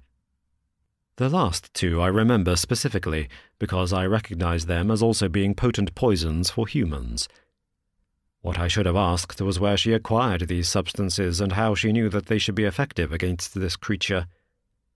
My reading since has shown me that these herbs, in addition to others, are traditionally used in Romania for combating the so-called strigoi and vampires. I should have asked, but I didn't. Having watched Anya once again lock the siblings into the wooden pen, fixing the border with not only holly branches, but shoring it up with pieces of rowan and a scattering of mustard seed, I should have asked how she could be sure that these remedies would work if the creature came back. I should have asked, but once again I didn't. Instead, I went home and attempted for several sleepless nights to force the image of that thing on the heath out of my head, with very little success. By the time exhaustion finally allowed me to fall asleep, Anya was already dead. I first learned about the death of my friend and that of the two small children in her care from a lurid report in the Westminster Gazette, a report which I must say was so sensational in its tone and so positively ghoulish in its dwelling upon every horrific detail that it might have been better suited to one of those awful penny dreadful pamphlets rather than a supposedly serious newspaper. In being so artlessly crass, however, the article did provide at least some insight into Anya's final moments. Having described her simply as a Romanian immigrant and the perished siblings as her children, despite them having no blood relation, the article went on to describe the scene of her demise and precisely how she had been found. According to this account, Anya was discovered seated in a position almost identical to the one in which I first saw her, squatted on a stool, with a child at either breast. In this case, however, neither Anya nor the children she suckled were still alive. It was concluded by the authorities that Anya had died as a result of self-inflicted poisoning, having voluntarily ingested some noxious concoction that included several very powerful toxins. I, of course, had a fair idea precisely which toxins were likely to have appeared on that list. Stranger still, and outlined with regrettable gusto by the reporters, was the fact that both children had also died as a result of poisoning, though, as the reporter made clear, the pair had not simply shared the concoction with Anya, but had rather ingested large amounts of the toxins through a very unusual means. For though Anya had clasped the children to her breast, it was not from the nipple that she had allowed them to feed. The pair had instead succumbed after imbibing large quantities of their mother's infected blood. In the weeks since Anya's passing, there have been no further reports of the Blue-Fur lady, and I am hopeful that it shall remain that way. As for the rest of the children that had been staying with Anya, I have so far received no word as to their whereabouts. I can only pray that having been saved from one kind of monster, they shall in the future be safe from those others, against whom garlic and holy water will offer little or no protection. This has been Terror at Midnight, 4 short horror stories. Written by Michael Vandervoort. Narrated by Robin Reads. Copyright 2024 by Michael Vandervoort. Production copyright by Michael Vandervoort.